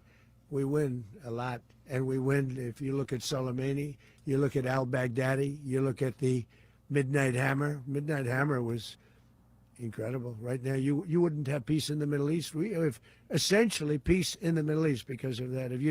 If we weren't successful with Midnight Hammer, you wouldn't have peace in the Middle East. So, with me, you've had a lot of victory. You've had only victories. You've had no losses. Yeah. How long do you expect the U.S. to run Venezuela, and how soon do you want the Venezuelan people to hold elections? So I'd like to do it quickly, but it takes a period of time. You know, we're rebuilding. We have to rebuild their whole infrastructure. The infrastructure is rotted.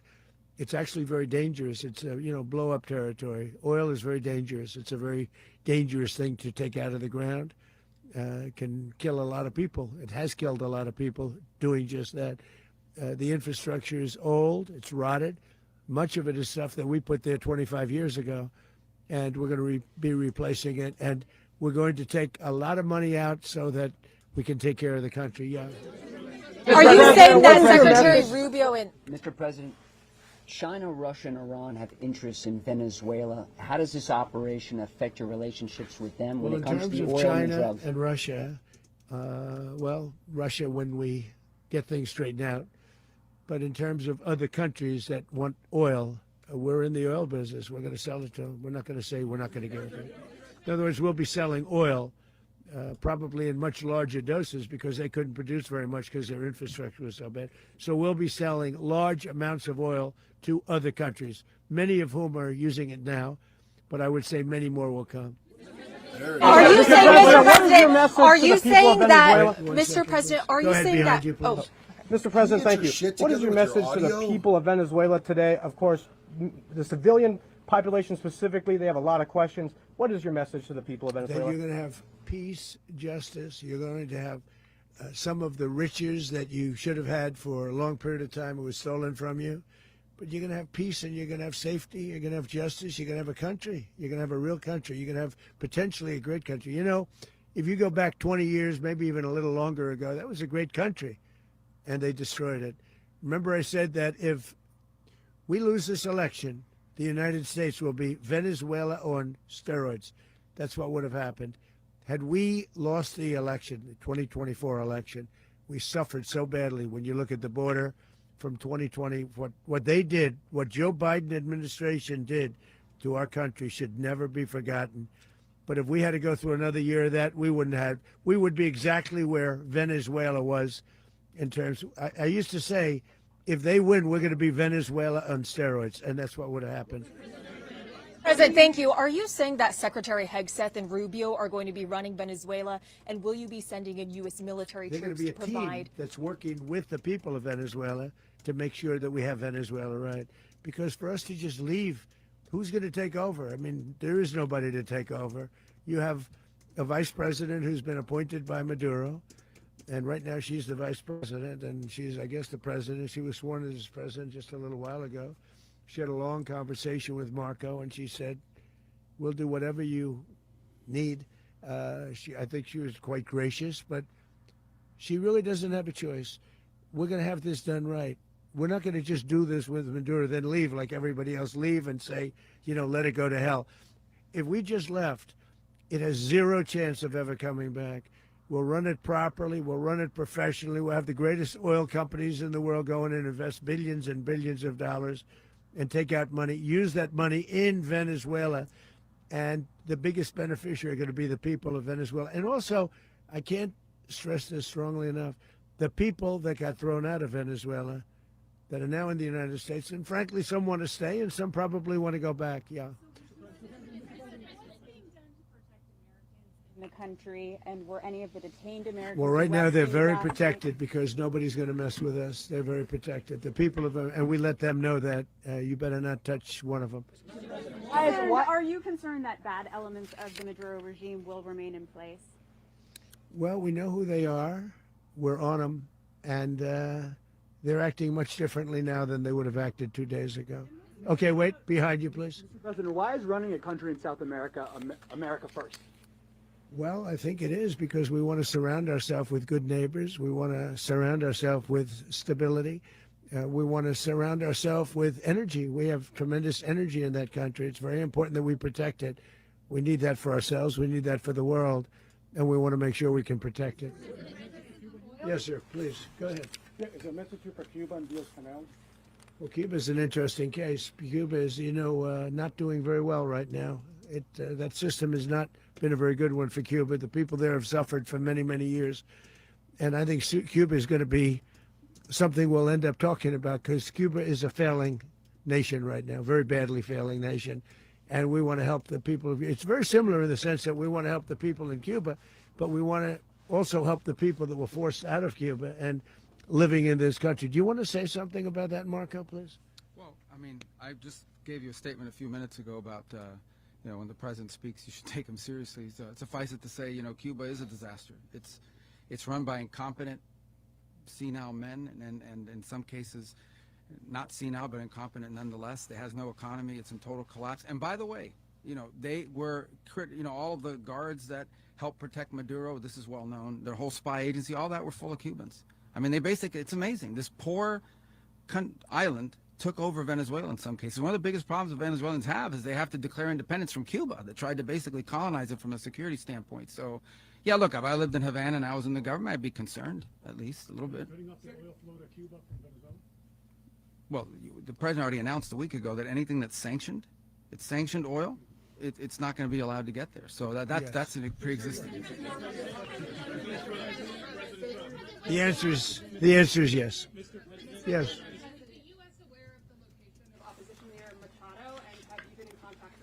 No, we haven't. No, we haven't. Mr. President.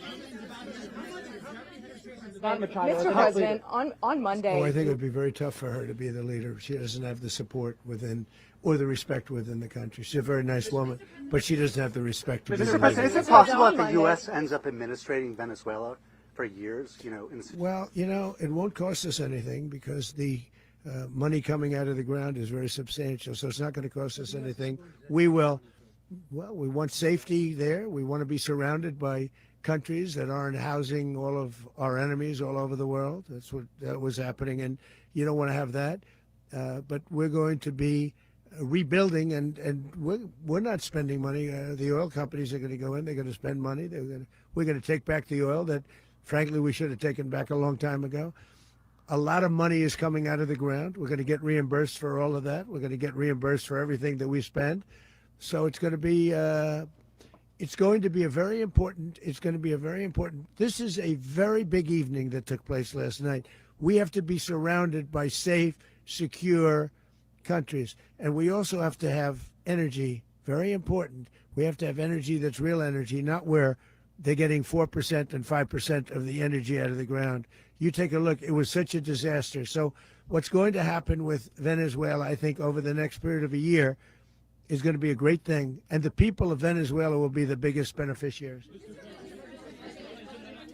Going to send in the U.S. military. Mr. President, thank you. What did you last speak to Maduro about when you spoke? And is the Well, US I don't want to at get war into with the Venezuela? conversations, but I did have conversations with him, and I said, you got to surrender. And I actually thought he was pretty close to doing so, but now he wished he did, yeah. You said that Maduro is responsible for drug trafficking. You recently pardoned the former president of Honduras who was convicted of many drug trafficking. Can you explain how these two situations are different? And would you ever pardon Maduro? I endorsed, as you know, the winning president, the man who won in Honduras. I endorsed the man who won in Chile. I endorsed the man who won in Argentina. And we are doing very well with that whole group. What the man that I pardoned was, if you could equate it to us, he was treated like the Biden administration treated a man named Trump. That didn't work out too well for them. This was a man who was persecuted very unfairly. He was the head of the country. He was persecuted very unfairly. And there are a number of them. And we felt that it was a very unfair situation that happened to him. He's also a party member of the man who won. So obviously the people liked what I did. And one of the reasons that was done is because of the fact that the party in power felt very strongly that that man was treated very badly. I studied it very quickly, and then I studied it in great detail. I went to a lot of the people standing behind me, and they felt that that man was persecuted and treated very badly. That's why I gave him a pardon. You referenced boots on the ground earlier. Can you just sort of button this up? Do you envision the U.S. military having a presence in Venezuela as the U.S. runs that Well, country? no, we're going to have a presence in Venezuela as it pertains to oil, because we have to have, we're sending our expertise in. So you may need something, not very much. But no, we're going to be taking out a tremendous amount of wealth out of the ground. And that wealth is going to the people of Venezuela and people from outside of Venezuela that used to be in Venezuela. And it goes also to the United States of America in the form of reimbursement for the damages caused us by that country. So I want to thank you all very much. Thank you. Do you have one? Yes, please. You were so nice before. I'm going to give you the final question. Go ahead. Thank you, Mr. Unless it's a President. bad question, in It's which about case Putin. I'll go one word. It's about who? It's about Putin, if you want. About Putin. Well, that's Okay. always nice You had to a talk phone- about Putin. You had a phone call with him Yeah. on Monday. Did he talk at all about Maduro? Did y'all talk about this? No, we didn't. And We then- never spoke about Maduro. Are you mad at him right now? I mean, there's this I'm not intelligence. thrilled with Putin. I'm not thrilled with Putin. He's killing too many people. I thought that would be so. I settled 8 1/4 war. You know what the 1/4 was? Thailand and Cambodia. I did it again. They broke out, and I did it in about 5 hours, and I settled it. I'm giving myself 1/4, so I'm up to now 8 1/4. In other words, I settled the war, but then they broke out. They had a pretty bad breakout over the last 4 days. I got them to go back to peace, so I only give 1/4. I thought the easiest one would be, one of the easier ones would be Russia, Ukraine. It's not, and they both have done some pretty bad things. And look, that's Biden's war. That's not my war. But I want to stop the lives. Did you see where last month, 30,000, it was 27,000 the month before.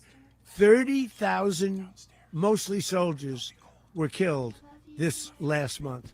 30,000. I want to stop that.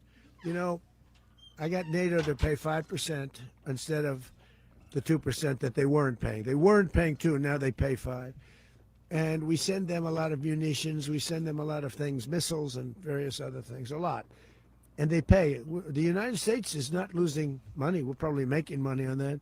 It's the last thing I care about. I just want to stop all those people. We're losing 25, 30,000 human beings. They come from 2 places that are very far away. But if I can stop, because it's something I've been pretty good at doing, deals, I guess. It's all a deal. Life is a big deal. But if I can stop that war and stop 30,000 young people, in addition to the fact that people are being killed in Kiev, people are being killed in other cities throughout, a much smaller number, but they're being killed, viciously killed. So I'm not happy about it. I thought that would be something that would get solved. We have Mr. Witkoff here. I think that we're making progress, but that's a war that should have never happened. If I were president, it would have never happened. Putin says it. Everybody says it. If I were president, that would have never happened. But I inherited that war. That was Joe Biden, Zelensky, and Putin. I came into the situation, and it's a mess. And I will say this. I watched an operation last night that was so precise, that was so brilliant. I mean, it was incredible. If we had our people, like this general and our people involved, that war would not have gone on very long, that I can tell you. That war, to use an old term, that war has become a bloodbath, and we want it to get stopped. Thank you very much, everybody.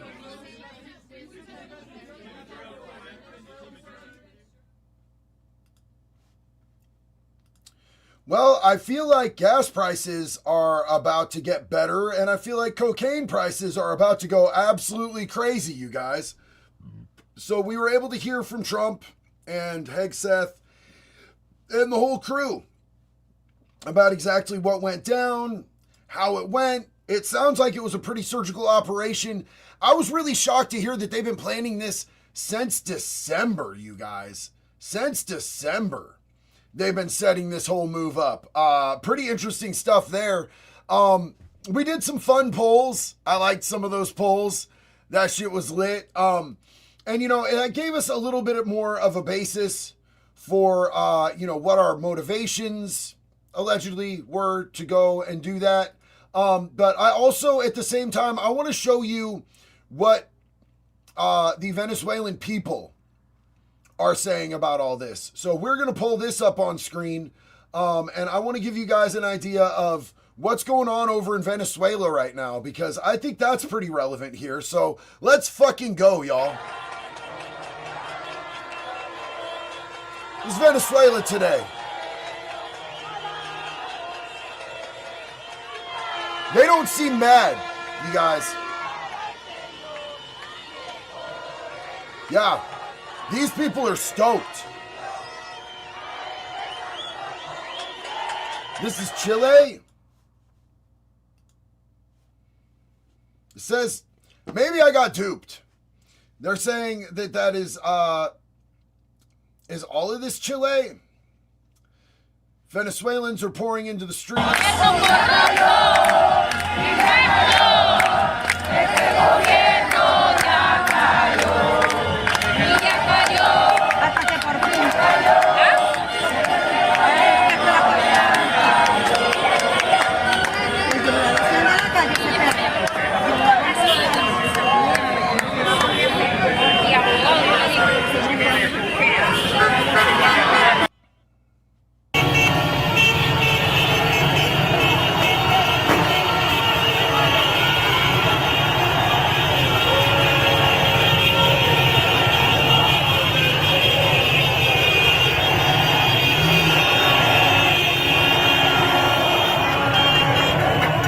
Años esperando esta pronta libertad, que todavía, bueno, pero por lo menos estamos saliendo de una de las peores ratas.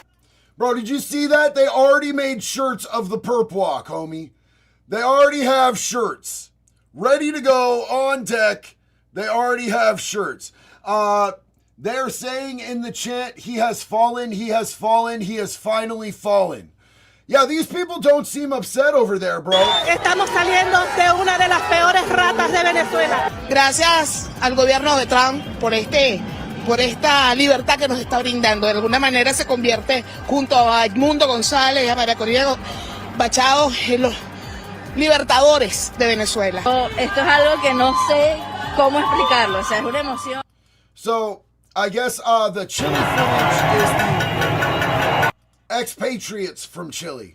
If this is real, I don't know if this is really footage from this or not. It's hard to tell with X sometimes, but check this out. If this is really Venezuela,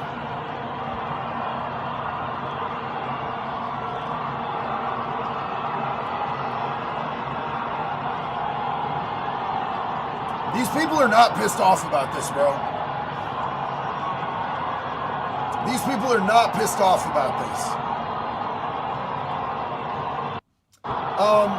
And real quick, because a lot of people said that there was a discrepancy between what I was saying, that it took 3 hours, and that Angry Cops had said 35 minutes. Angry Cops right here said, boys, did we just take over Venezuela in 3 hours? Yeah, buddy. So we on the same page. We operating on the same information since there was a discrepancy. Habitual Line Crosser said, hold up.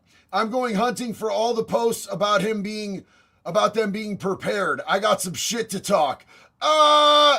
Get him. Fucking get him. Oh, is this a real picture? This looks like it's AI. I think this is AI. I don't think that's a real picture. He was in different clothes in the perp walk that we saw.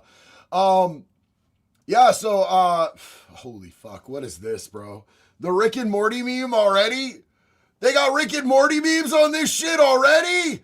Oh, no! Fucking, I love this, bro. I love this.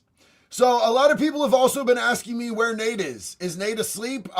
Nate might be asleep, bro. I know that Nate is actually, going in to see my tattoo artist, Reed, down at Northwest Tattoo in Eugene, Oregon today to get another huge piece done. I got a whole bunch of work done yesterday. I'm wearing a long sleeve today to cover up the tattoo work that I got yesterday. I got from my elbow capped, just packed with ink all the way up. Nate just went in and got his whole arm capped, bro. He put a giant Zeus. We're talking about Valhalla VFT. He got a whole Zeus. It was like a 4-hour session. And they covered so much. And I asked my tattoo artist, I'm like, how'd Nate do? That was a big session. And he's like, that dude is a fucking soldier, bro. He was like, Nate, Valhalla VFT is a fucking G. He sat through that like an absolute monster. So he's going back in today to do more work, man. Joe Haas said, the drug trade impact of this is why I'm conflicted. We need to handle the fentanyl, but is it? Yes, we read that. It is Mexico that the fentanyl is coming from, you guys. People not understanding the difference between starting a war and just smacking their hand to stay out of the cookie jar is amazing. Well, this wasn't a war, man. This was an arrest. This was an arrest, and it's going to lead to a regime change. And the people of Venezuela seem really happy about this regime change. New Cannon Guard. What'll happen to Maduro in prison? Grape? Maduro's probably going to be in an absolute fucking black site, bro. I think that Maduro is going to be in an absolute fucking black site, dog. I don't think anybody will get a chance to rape him, but those black sites are nasty business, bro. Those black sites are nasty work. Jonathan said, I wonder how the Cuban security forces that Maduro used to protect him are feeling right now. Huge L. Yes, he used Cubans to protect him. I don't know why. Well, I mean, bro, I feel like when the full force of the American military comes in and says they're going to do something, it doesn't really matter much whose guys you got. You're going to take the L, bro. Shinobi Raptor said, sorry if this is on topic, but what's the news on Jack Doherty? Didn't he get a prison sentence? I'm not educated on that, brother, so I can't give you a proper analysis, but I will look into it. I do know that one of the Island Boys was arrested yesterday, And I haven't had time to make a video on it because I was doing hours of tattoo work on this arm. I'm making this entire arm non-prison ink. This is pretty much the last of it that needs to go to have this whole arm colorized. It just feels better to me to move away from that. So at least on this arm, this whole thing is going to be non-prison ink now. 45 Mitski identity. Yo, JD, what is going on? I just popped in. Also, won't be talking much. I'm on a budget. Also, Happy New Year's. God bless. So, we took Venezuela in 3 hours, bro. We bombed the shit out of them and arrested the president and his wife. Death Silence. I think we should force fent dealers to do their own product. I mean, honestly, I think if we're taking all this fent and, you know, we're confiscating it and they're just destroying it, but at the same time, complaining about how much it costs to get the chemicals, the drugs that we're using to do executions, why not just reuse that shit, bro? I mean, it's not an inhumane death. Just use that shit that way. Reallocate that shit. Corpse Mankind, 0 fent comes from Venezuela. That is facts. A boat of cocaine does not kill 25K people. That is also facts. The only way that cocaine kills people is if they have a cardiac event and they have to do a shitload of, trust me guys, I've done Charlie Sheen amounts of cocaine. And, you know, the only way that cocaine kills people usually is if they are doing just retarded amounts, or if it's cut with fentanyl. It's the fentanyl that's killing people in mass, homie. Daddy Wolf, as much as this was great to get after the cartels, it was also a move for resources as Venezuela is abundant in oil and gold. Tech implications. One love, JD. So, yeah, that is 100%. If you want to look at the actual resources here, hold on 1 second. Let me bring this up on screen because this is very telling, you guys, as to why this was a huge move. And also, I think just the logistical implications because, you know, like he said, China and Russia both want Venezuela. It is a crucial station, and it puts us at risk. So Venezuela has over 300 billion barrels of oil reserves right now. So expect gas prices to go down even more. That's why I did the poll about have gas prices gone down. Gas prices can be expected to go down even more in places where they allow for that. It seems like I live in Oregon, so as I watch other states' gas prices go down, I just watch our gas taxes go up and our gas prices stay the same. That's why I did that poll. And a lot of people in a lot of places have seen the gas prices go down. Not so much here in Oregon, California, New York. Pika Playboy. Fucking proud to be an American citizen today. Who else can steal a president? First time donating to you. Love you. Oregon needs more men like you. Love you, brother. What's up, neighbor? So, just for historical reference, the United States has never arrested a sitting president of another country until today. Until today, we have never gone in and arrested a sitting president. Now, what they are saying is that he wasn't a legitimate president because they had an election and he didn't abide by the results of the election. So, as to whether or not you consider him to be a legitimate president is completely fair. The most comparable prior example would be Manuel Noriega. When we invaded Panama during the Operation Just Cause and arrested Noriega, who was the de facto military leader. But he wasn't an official elected president. There was also Saddam Hussein, who was a former president, and we captured him. But this is a unprecedented event that the U.S. would go and take a sitting president. Whether you think that he was a valid, president at the time of them getting him or not is completely a fair debate. Jonathan H., agree with it or not, you can't deny that this is extremely impressive and will serve as a warning to all of our enemies not to fuck with the U.S. USA! USA! USA! I can't fucking argue with that at all whatsoever. At all whatsoever. Hold on, we missed Wolfie. Hey, JD, it's not about drugs, it's about oil. Venezuela holds the largest oil reserves, 300 billion, and does not have Rothschild central bank. The Rothschild central banking system not being there might be a huge factor that nobody's talking about really in this. That's actually probably a really good point. Minothria. For those asking why oil for them and not making us rich, to direct use, we have to hold and build.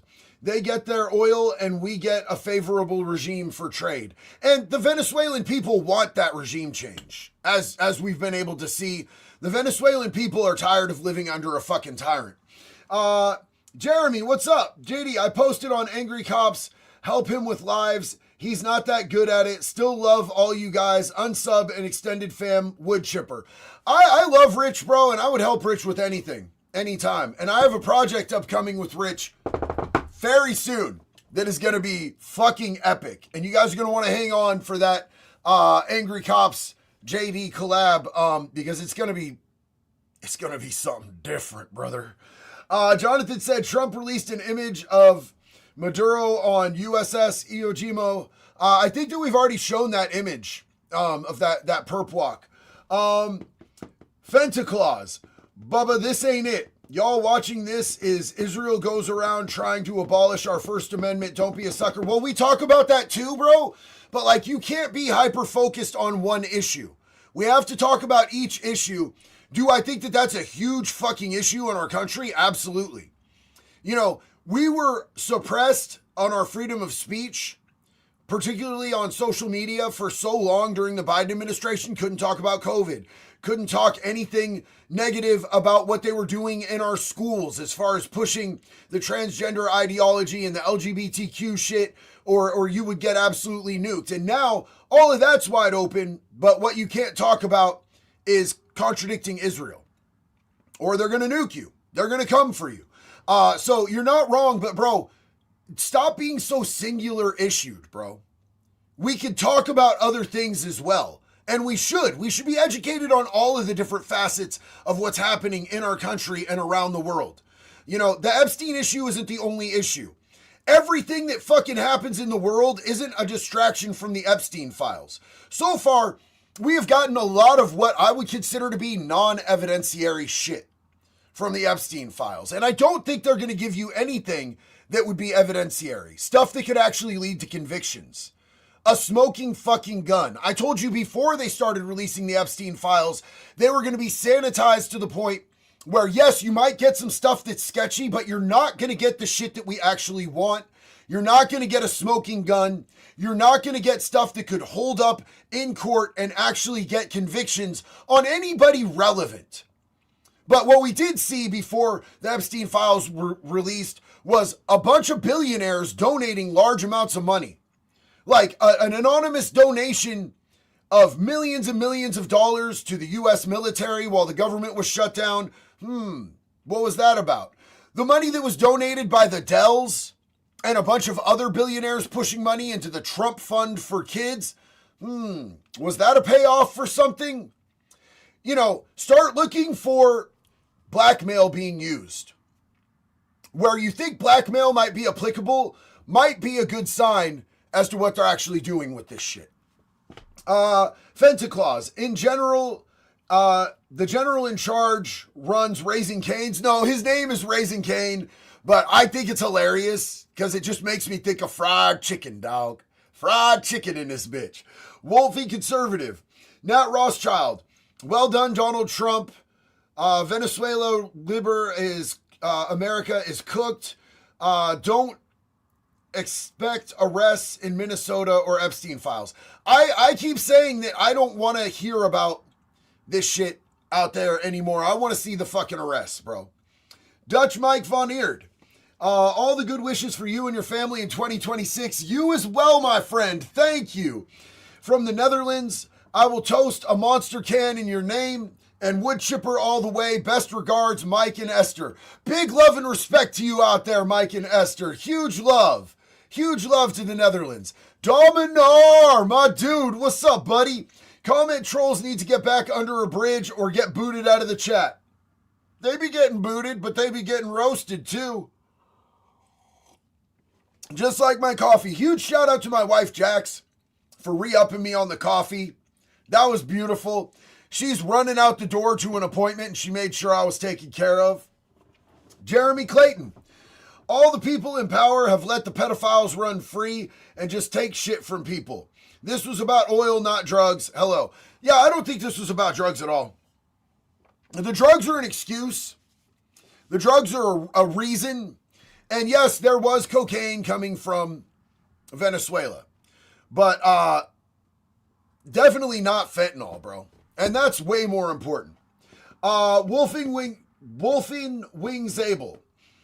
This is fucking beautiful. Absolutely love it. Whether they used an excuse to get in there and do this that wasn't the actual valid reason or not, what a fucking military operation, you guys. Like, US fucking A. This was an absolutely crazy military operation. And yes, I'm sure that it is all about that oil. And I'm sure it's also about, wanting to make sure that China and Russia didn't get Venezuela. U.S. has it locked in now, baby. U.S. has it locked in now. Death silence. Venezuela has oil and they just got a taste of good old-fashioned democracy. Hell yup. Wolfie Conservative. America first or Venezuela first? Well, everything's America first over here all day, every day. But two things can exist at the same time, brother.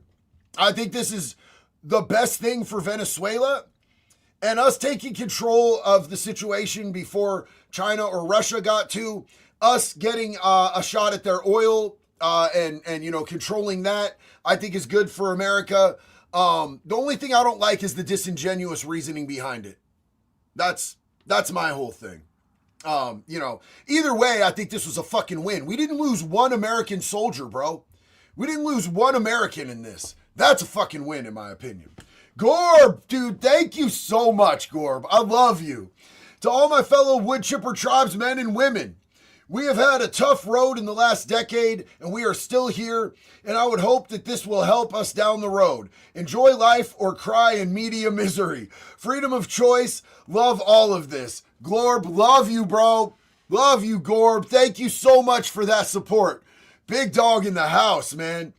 Sergeant Carnage, dude, thank you so much. Oh, shit, your profile picture is fire, dude. Big love to you, man. Big love to you. Thank you for your service and sacrifice. For the Whatever You Want Fund for being you. Bless you and your family, brother. Bless you, and thank you for your service and sacrifice. God bless you and your family, and God bless America. Sergeant Sal Collects, a.k.a. Congress can't be trusted. They're all traitors. Did you hear him say it with his mouth, bro?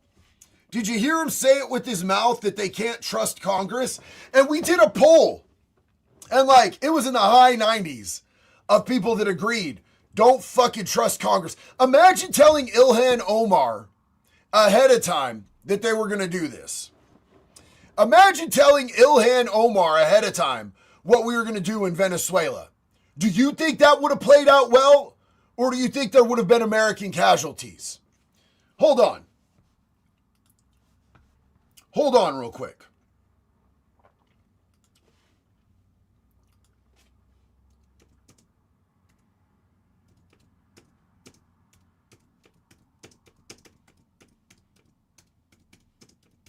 Poll in the chat. Do you guys think that telling Ilhan Omar ahead of time would have been a security risk? Did that not poll? There it is. There it is. Do you think that telling Ilhan Omar ahead of time would have been a security risk in this military operation that was carried out? We're at 99% that say they don't trust that bitch. So why is she still in office here? Why is she still in office? How crazy is that, dude? That is insanity to me. I'm going to leave that up and see if it stays at 99%, we got a seriously based community here, you guys. Seriously fucking based. It's still at 99%. Yeah. Bro, I can't imagine the justification for letting her know ahead of time that we were going to do a single thing that could put an American military member at risk. Bug versus windshield. Dems are gagging on their tacos now. Whoo. Oh snap, it's Dave. Even if it was just for the oil, this was a big ass W and it didn't take 20 years with nothing to show for it. Whoo. Like him or hate him, it's a net positive. I agree with you, bro. How much are you fucking leg pressing, Dave? How much are you leg pressing? That's sick work, my guy. Congrats on that, Bubba. Glorb said, imagine that, actually spreading the spoils. Dems wouldn't do that.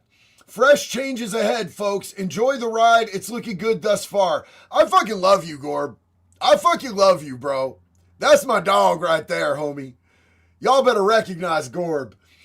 Jeremy Clayton.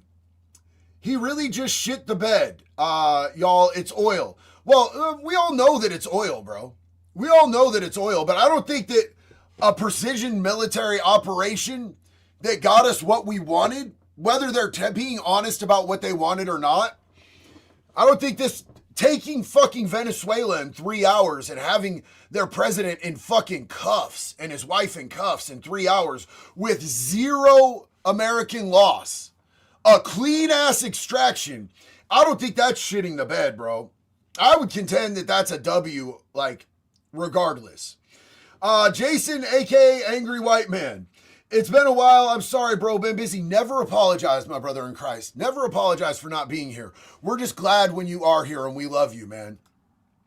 Arrest BB next. He's a wanted war criminal. Well, here's one of those things where I 100% disagree on Trump on, and I'm going to be a hater about, because he keeps pushing over and over and over again to have BB pardoned.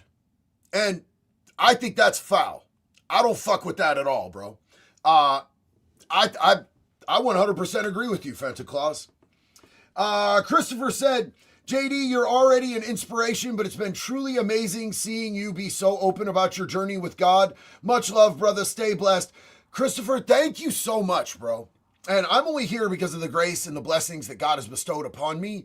So, if I don't give him the shout out and the glory for anything that I accomplish in life after he's worked with me and given me second chances, I would be wrong, bro. And look at that amazing picture of you and your boys, bro. Get it. That's how dadding is done right there, brother. Alex, it's so good to see you, dog. Appreciate you, man. Jeremy said multiple times it was all about oil. We now have that oil. Now we will have cheaper gas. We'll have our own oil. It's not about America first. It's globalism. Pay attention. PDF's not mentioned. Well, of course they're not going to fucking mention pedophiles at this press conference, dog. That's not what we're talking about. That's not what we're talking about. But I think cheaper oil and cheaper gas for America is a win. I think personally, and I'm not the most educated person about, the global dynamics of everything, but I think not letting China or Russia get that first is a win for us. I think that's a win for us. Bob Andrew, do you think Russia and China is going to intervene? If so, both of them have nukes and advanced submarines that could easily sink our aircraft carriers. And then what would we do? China may be more of a concern than Russia, my guy. China, bro, they've been at fucking Ukraine for years, dog. For years. They could have done what we just did in Venezuela instead of doing this years-long debacle where we're sending Ukraine our old, shitty, outdated equipment, and they're still getting pawned, bro. I'm not super concerned about Russia. China, I think, is more of a concern, but, bro, we still have a bigger, stronger, harder military. And they know what we would do. Electroporp, thank you. Ernest, maybe a good thing or a bad thing, what do you think? I honestly think that the reasoning that they're giving us isn't authentic. But I do think that this is a good thing in the long run for the people of Venezuela. And if it brings our oil and gas down, I think it's a good thing for us. If it keeps Russia and China from getting their interests in Venezuela and us being able to navigate that instead of them, I think it's a win. So, Zabiska, thank you so much. Huge love. Six's mom, great to see you, sister. How are you today? JD will never boot the trolls out. He's not afraid. His motto, let's go, motherfucker, let's go. Aloha from Kauai. Well, Six's mom, that's why I got the pinky. Custom made that says JD hurts your feelings. Because we can help them. They just need a little sucky from the nippy and you're going to be all better. Love you, Six's mom. Joshua said, we would have lost good men and women if anyone knew. We're about to have a purge all around. Bet. All love, America first. America first, America only. God bless you, brother. Breaking my thing. Remember 3 hours like that. Yeah. It was a 3-hour operation. And we had dude all cuffed and stuffed. And did you hear what Trump said when he said that Maduro had a safe room with a huge fucking steel door, and he made it to the door but couldn't get it closed before we intervened and scooped him the fuck out of there, and it would have been a debacle to get him if he would have got that door closed. So it was right on the fucking money, guys. Right on the money. Mitchell said on a serious note, who keeps saying honka-tonk with a deck? It's wild. Who's saying honka-tonk with a deck? And hey, you guys, also, I want to apologize for the sound, even though it wasn't me. Whoever, the last few press conferences that have been run out of, and I said it was the White House, it was actually out of Mar-a-Lago. Whoever's running the sound out of Mar-a-Lago for the White House YouTube channel, they need to turn the volume up. The volume keeps coming in so low, but then the reporters are so loud, and I'll max the volume out on it. You can barely hear whoever's speaking that's actually important, and then a reporter comes in and it sounds like me, like super loud. It's trash, bro. They need to do better. Tyler, what is up, my brother? Huge love. Nothing to say, just proud to be an American. One love. Love you, brother, and again, thank you for your service.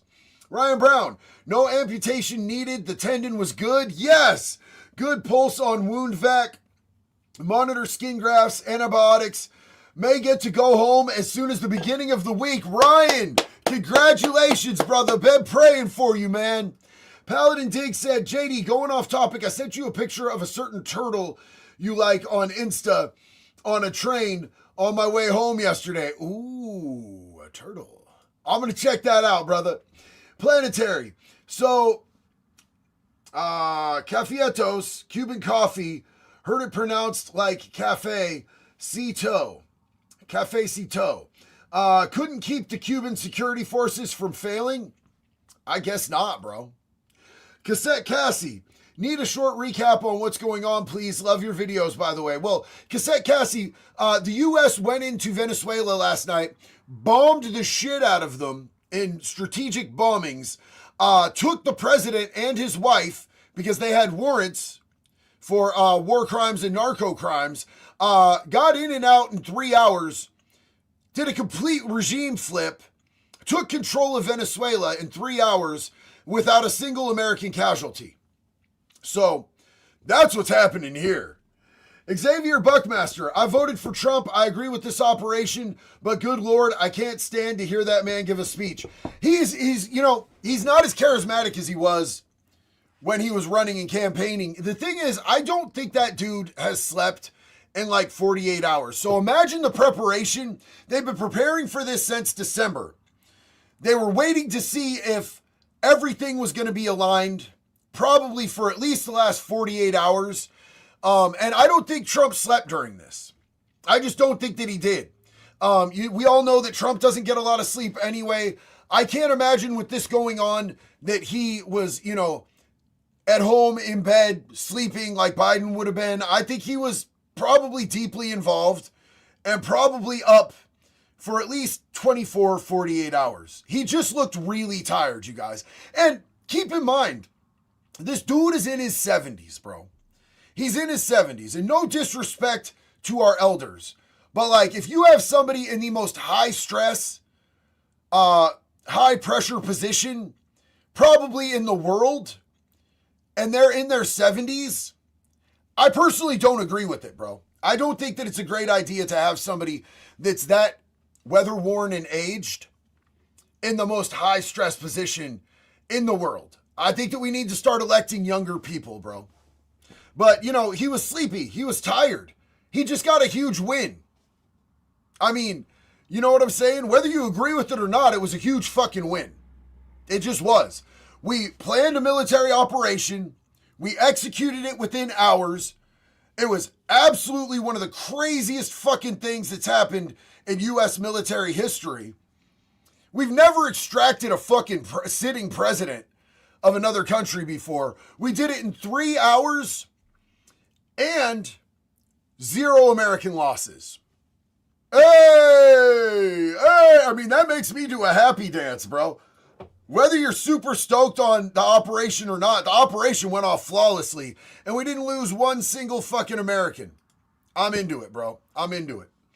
Death silence. Elon Musk came out and proved that the DNC made $35 million from the Somalian fraud in Minnesota. When did he drop that, bro? When did he drop that? Oh boy. Bro, I mean, like, are you just talking about the, all of the donations to their campaigns directly from the daycares? Because I saw that, but that wasn't 35 million, bro. 35 million is, holy shit. I want fucking arrests. I want people charged with treason. I want people swinging from fucking trees, dog. I want to see people hung for this shit. Billions of dollars stolen from the American people is fucking treason. This money was allocated for food for American children, for daycare for American children. They stole from our fucking kids, you guys, billions of dollars. I want them fucking charged with treason. I want them convicted, and I want them hung. From the bottom to the lowliest Somalian fucking daycare fraudster, all the way to the top, everyone involved, the rope. The rope. Nothing else is okay. Nothing else is a proper way of fucking handling this situation. Fucking hung publicly. I want to fucking see it. I want to watch it with a Monster Energy drink or a coffee in my hand, eating fucking popcorn. I want to see them hung. Every single line them bitches up. Do y'all agree with me? Stealing food from American kids by the billions? Where are we at? Where is our country at? Our forefathers would be fucking disgusted, bro. We fucking went all the way fucking boogaloo over a 3% tax on tea. And now we're getting robbed by the billions, and that's just in fucking Minnesota. And they're finding it in Washington. They're finding it in Ohio. They're finding it in fucking... imagine what California is going to bring. Imagine what California is going to bring. We're going to do a poll. We're going to do a poll. I want to know if there is any pussies in here. The last poll, 97%. Absolutely beautiful. The last poll, 97%. I believe Ilhan Omar is a security threat. Let's do a quick poll here. I want to know how many pussies we have in chat right now. Reveal yourselves.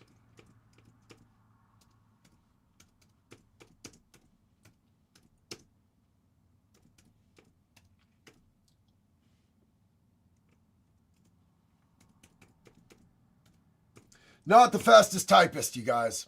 I'll admit it. I'm not a fucking secretary. I've always been a different type of dude than a secretary. So let me know what you guys think. Movie Filthy Animal, did you write story? I've never seen it, and I did not write it. Christ the Mex Vet. Hey, what's up? How is this different than Russia's doing to Ukraine? Well, Russia is flailing on the Ukraine thing. And it's been years. And I mean, you could chalk up whether the actual reasoning and the legality behind it is the same, but we did it better. If it's the same thing, if you want to call it the same thing, you have to admit we did it better. Not 3 years, 3 hours. That job's done. Gorb, what's up, homeboy? Love you. On the coast of Taiwan, there is a very interesting timepiece known as the Dragon. A huge artillery piece able to fire into Xe's backyard. So as to retaliation, we have contingencies with contingencies. Yo, bro. Yo. So we could just fire straight into fucking, into China's fucking mainland, fucking nuke them, get them fucking taken down. That's good to know. Vulcan, what's up? Thank you so much. Jeremy Clayton, I've got a lot of slams here. I think it was a bad idea. We can't trust any of our elected, but we are only usually given 2 choices. There is only really ever 2 choices, bro. There's never been anybody that was a third choice in my lifetime that could have actually gotten in. So, I mean, it's always, for my entire lifetime in the U.S., it's been the lesser of 2 evils every single time. Every single time. Tim Neal, brother, good to see you. JD, he may not have been president, but the United States captured Manuel Noriega, the de facto ruler of Panama, during the Operation Just Cause, which began on December 20th of 1989. So we've done it once before. And it's really just a technicality as to whether we've done this before, because you're 100% right. But Noriega wasn't an actual elected official. I feel like it's different when it's a democratically elected official. And Maduro did win an election, but then when he was voted out, he shit the bed on leaving, bro. So I think that's, just, it's a technicality. So look, here we fucking go. I don't understand why this isn't 100%. This poll should be 100%. If people are stealing from you, stealing from your children, they are committing fraud and treason, and there's 8%, 7% of people that don't agree with hanging them from a fucking tree for it, I don't understand what the fuck you guys are doing, man. I don't understand what you guys want to have in this country. You want to let people steal from your fucking kids billions and billions of dollars without proper consequences? In this country, we used to have a pretty proud history of how we dealt with traitors that committed treason against the United States of America, the Constitution, and the people of this country. And we've backed off of that and been pretty fucking pussy lately. I'm not with that shit, bro. I think we need to make executions great again. But I am encouraged that 93% of people actually understand that. Just some geek guy. Sorry, JD. Trump capturing Maduro is a terrible idea because it'll lead to a power vacuum. Just look at Iraq after Saddam Hussein was overthrown. But they already have had an election. And I'm not saying that that's not a possibility. They already have had an election, and they have a democratically chosen person that they can slide into power. So do you think that makes it different? I think that it's like you're comparing apples and oranges with these situations. I think that they have a way better situation at hand to be able to do a regime change here, which I think is the difference. But you could be right. They might shit the bed on that, homie. They might shit the bed on that. So, only time's going to tell. Josh, bro, what is up? Dude, thank you so much for that support. I already know I'm going to like this comment too. Not only did they steal from the citizens, they propped their own children. They propped their own children of their own community. I'm assuming that was supposed to say robbed. They robbed their own children of their own community. Propped as pawns, and ruined any reputation for the good of the community. Truly sad. Sold out their own future for money and votes. Yeah. Absolutely. Absolutely. You know, they didn't just damage the kids that they stole from. They completely degraded any trust that people would have in their community. And also now, healthcare funds, federal healthcare funds for the entire country have had to be shut down because this fraud was so rampant and so fucking prolific. So they didn't just rob from their kids, they robbed from opportunities for families all around the country until this shit could get figured out. The healthcare funds, the federal healthcare funds have been shutting down. So Jeremy Clayton said, I know it's just a distraction. Six's mom is awesome. Your thoughts on Charlie Kirk, self-distraction leading up to this distraction? Deaf distraction leading up to this distraction. I don't think that the Charlie Kirk execution was a distraction. I think that Charlie Kirk was executed because of some of the things that he had changed his mind out and spoken very loudly and publicly about a certain ally of ours. That's my personal opinion. You could call me a conspiracy theorist if you want, but he changed his mind so vocally about his support of a foreign nation. And I think that has more to do with it, to be honest with you guys. I don't want to get super outspoken about all of that. I don't want to go too far into detail into it because they like to nuke people's every stuff. If you speak to, I mean, look at what Charlie Kirk, what happened to Charlie Kirk. I think that has more to do with it personally. Vulcan said, Ilhan Omar and AOC with all leftists are traitors. You know, I think we need a real revamp, homie. Zabishka, it's treason to fraud a nation. Hands down, flat out, simple terms.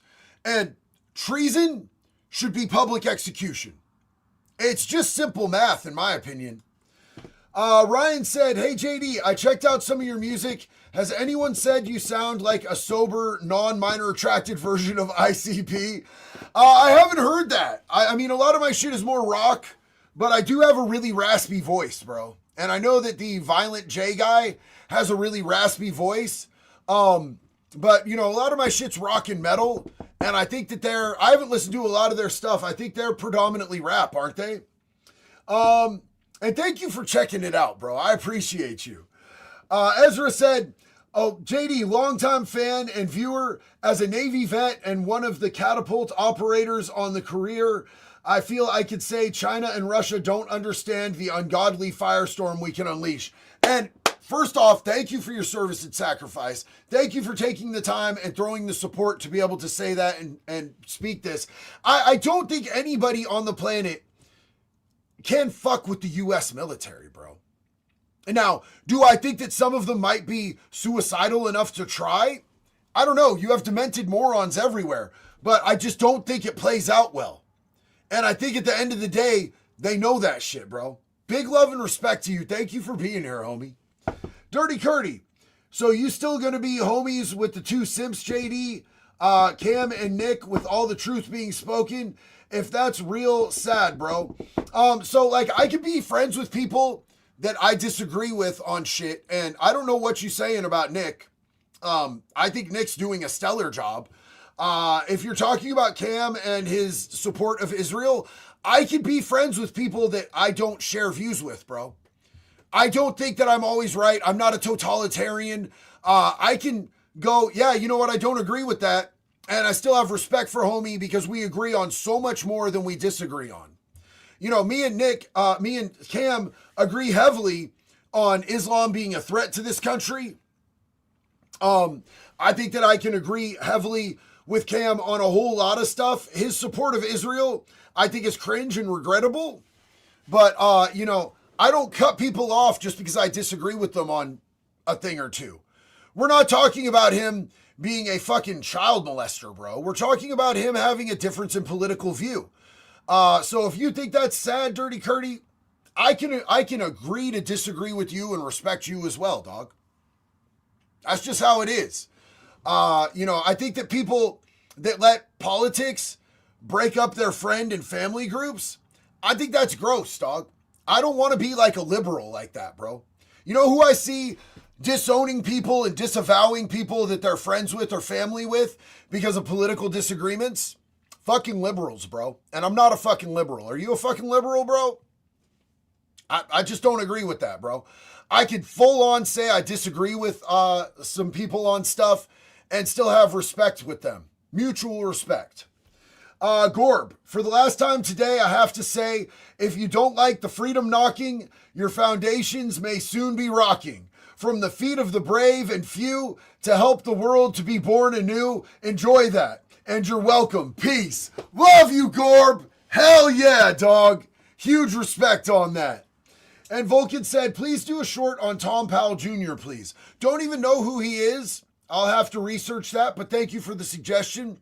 Hey, you guys, I woke up, jumped straight on here to hang out with y'all, and it has been an amazing time. I want to just end this by saying it's okay to agree to disagree with people. My takes are not always right. I appreciate you guys giving me that grace and understanding. Sometimes I'm wrong and I have to come back and fix it. But we try to get to the bottom of things and we try to find what the truth is. And even when we find the truth, sometimes two things can be true at the same time. Thank you guys for being a very educated, open-minded, and critically thinking community. I love you and I respect you, even if we disagree on things. I'm going to jump off here until the next one. It's always one love, baby. Be good or be